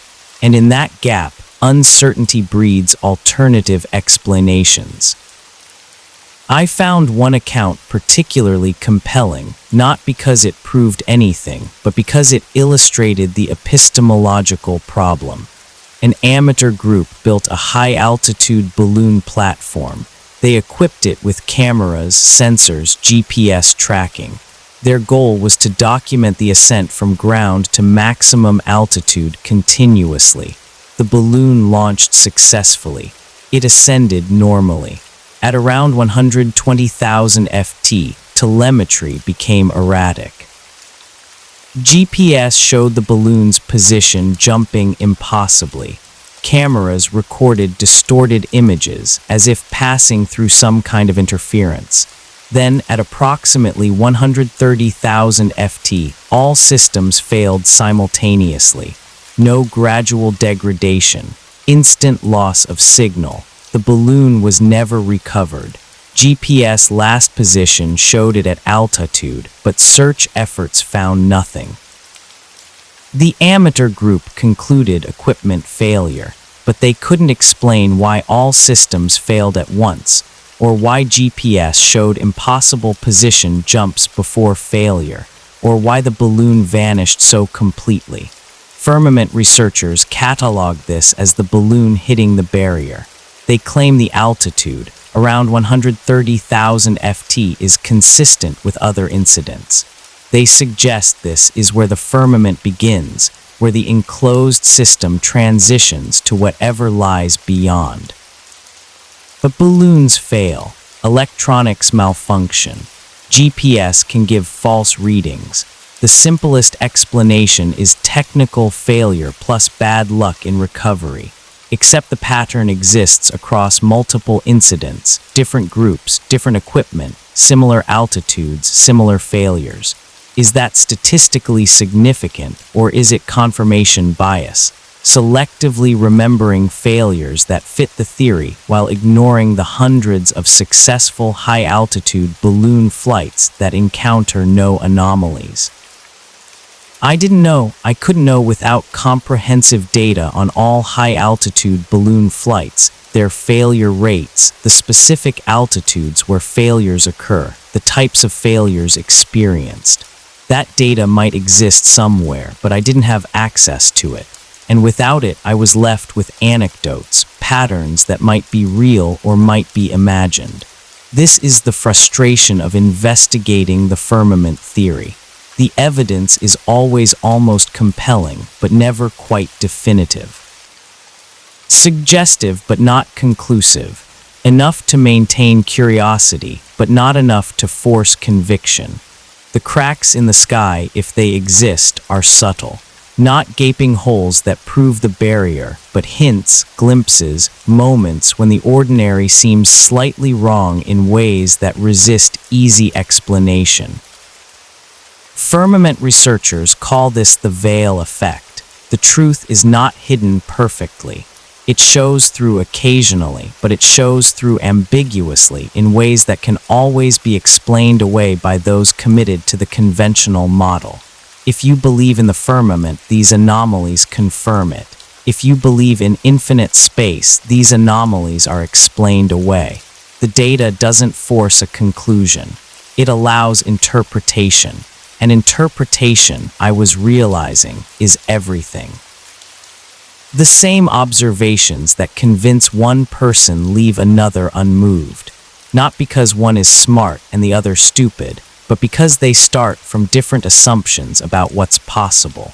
The firmament theory doesn't need smoking gun evidence. It needs accumulated anomalies, unexplained phenomena, gaps in official explanation. It thrives on uncertainty, on the recognition that we know less than we pretend to know. And in a world built on claimed certainty, admitting uncertainty is radical. In Chapter 10, The Unanswered Question. By the time I reached this point in my research, I realized the firmament theory is not something you prove or disprove in a conventional sense. It's a framework, a lens, a way of interpreting the same data everyone else has access to, but arriving at different conclusions. The question is not whether the sky is solid. The question is, how would we know if it was? If we live inside a closed system, if the sky is a boundary we cannot cross, then every piece of evidence we encounter would be interpreted through a model that assumes the opposite. We would see launches, orbits, satellites, space stations, and we would assume they prove infinite space because that's the only framework we've been given. But what if the framework is wrong? What if everything we observe is real but explained incorrectly? I thought about how science progresses. The standard story is that new evidence forces new theories. We observe something that doesn't fit the current model, so we develop a better model. Truth emerges through accumulation of knowledge, but that's not quite accurate. Science changes through paradigm shifts. An old framework is replaced not when evidence disproves it, but when a new framework explains the same evidence more effectively. The classic example is the transition from Newtonian physics to relativity. Newton's laws worked perfectly for everyday phenomena. They still do. Engineers use Newtonian mechanics for most calculations. But Einstein showed that at extreme velocities and gravitational fields, Newton's laws were approximations, not absolute truths. Einstein didn't prove Newton wrong. He showed that Newton's framework was incomplete, useful within certain limits, but inadequate for the full range of physical phenomena. Could the same be true for cosmology? Could the infinite space model be useful, predictive, effective for certain purposes, but fundamentally incomplete? Firmament theorists believe so. They argue that the heliocentric infinite universe model works because it's internally consistent, not because it's true. You can make accurate predictions, build working technology, navigate successfully, all while operating within a flawed framework. Because frameworks don't have to be true to be useful. Ptolemy's geocentric model was useful for over 1,000 years. It made accurate predictions. It allowed navigation, calendar keeping, astronomical observation. The fact that it was based on Earth being the center didn't prevent it from functioning. Copernicus' heliocentric model was simpler, but it wasn't immediately more accurate. Early heliocentric calculations were often less precise than Ptolemaic ones. The model won not because it was proven true, but because over time it proved more adaptable, more elegant, more compatible with emerging physics. Now we have Einstein's relativity, which tells us that there is no absolute frame of reference. Motion is relative to the observer. You can describe the universe from a geocentric perspective or a heliocentric perspective, and both are mathematically valid. This is mind-bending. It means that, in a sense, the ancient geocentric model was not wrong. It was one valid description among many. Firmament theorists seize on this. If motion is relative, if there's no absolute frame of reference, then claiming Earth orbits the Sun is no more true than claiming the Sun orbits Earth. Both are valid perspectives. Both can be used to calculate planetary positions. The choice between them is not empirical, it's practical. We choose the heliocentric model because it makes the math simpler, not because it's objectively true. And if that choice is practical rather than true, then other choices are possible, other frameworks. Other cosmologies. The firmament model is one such alternative. It takes the same observations, planetary motion, the appearance of the sky, the behavior of light and gravity, and interprets them through a framework of enclosed Earth rather than infinite space. Does it work as well as the standard model? For some purposes, yes. For others, no. It requires different mathematics, different assumptions, different explanations for various phenomena. But so did heliocentrism when it first challenged geocentrism. So did relativity when it challenged Newton. New frameworks are always awkward at first. They must be developed, refined, tested against accumulated observations. The firmament model has not undergone that rigorous development. It exists mostly at the margins, among independent researchers without institutional support. It has no funding, no laboratories, no peer review process. Is that because it's wrong or because it's unacceptable? I started to wonder, what would it take to actually test the firmament hypothesis rigorously? You would need independent access to high altitudes, the ability to launch your own rockets or balloons equipped with instruments designed to detect boundaries rather than assuming infinite space. You would need access to raw satellite data, unprocessed, with full metadata. The ability to verify that images from space are what they claim to be, rather than composites or reconstructions. You would need permission to explore Antarctica independently, without restrictions, to circumnavigate it in ways that would definitively confirm or deny its shape.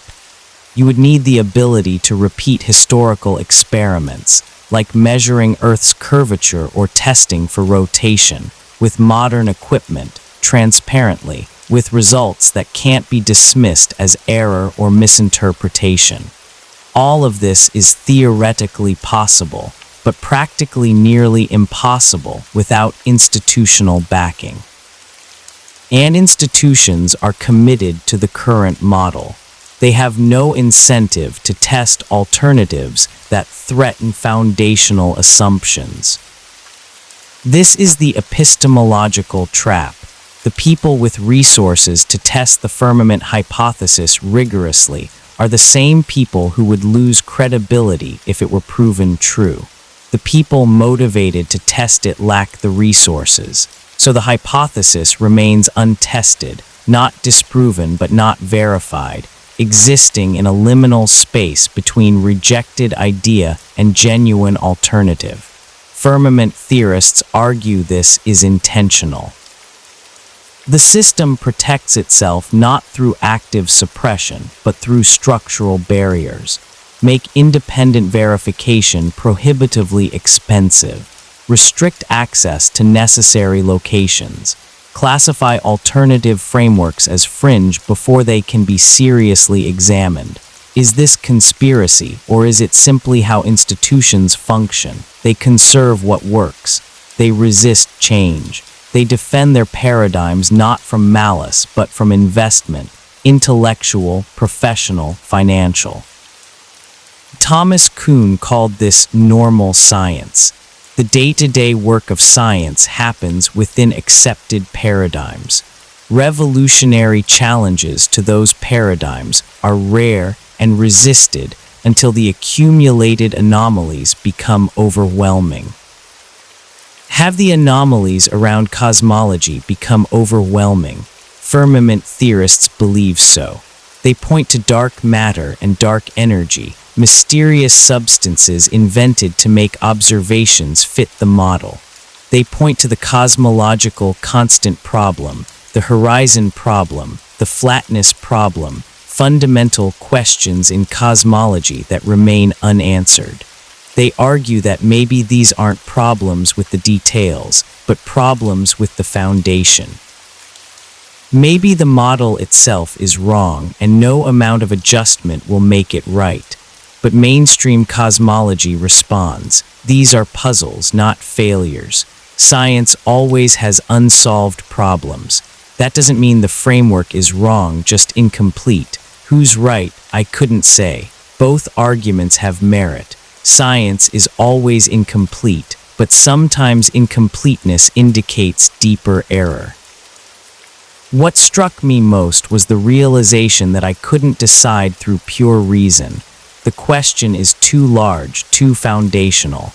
It touches on epistemology, metaphysics, the nature of knowledge itself. How do we know what we know? Through observation, through authority, through institutional consensus, through personal verification. Each method has strengths and weaknesses. Each can lead us astray.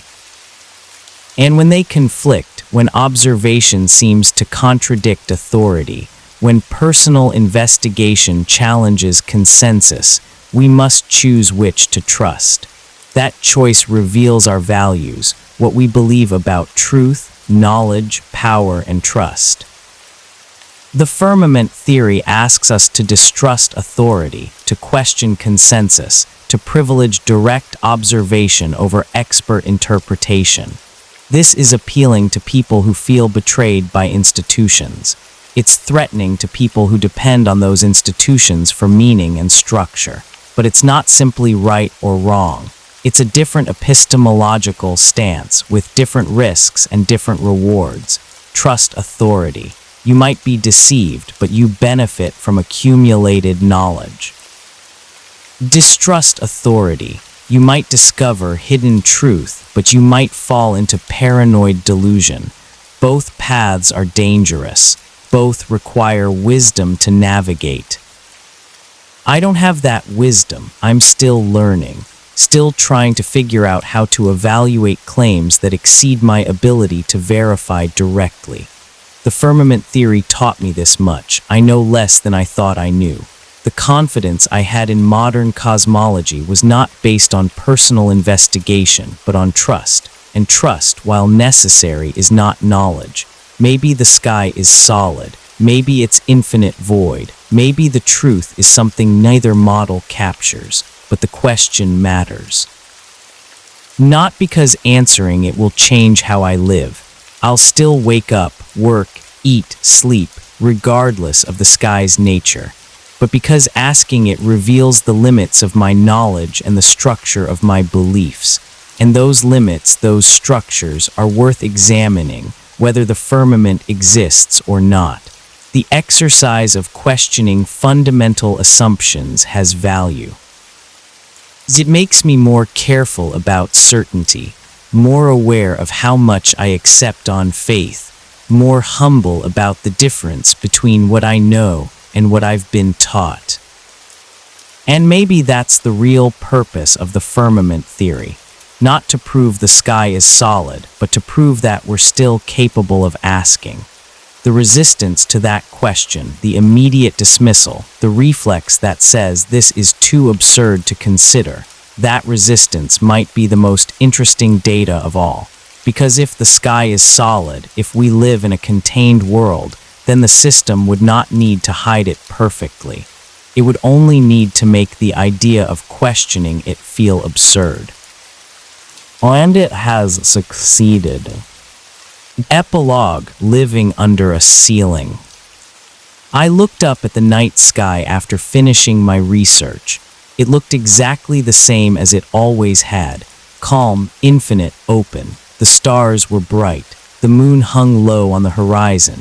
The key of darkness stretched on forever, or seemed to. I didn't know if the firmament was real. I still don't, but I understood why the theory persists.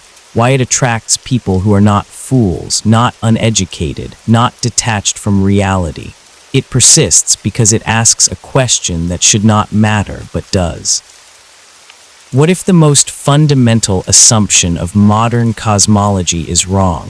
If the sky was never meant to open, if we live inside something rather than on something, if the boundary above us is real but invisible, then the greatest illusion would be believing it already disappeared.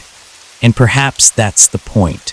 Not to prove the firmament exists, but to prove that we are still allowed to ask. I turned away from the sky and went inside. The stars remained where they were, fixed or distant, solid or infinite. I would never know for certain, but I would keep looking, because some questions once asked cannot be unasked. And maybe that's exactly what they're afraid of.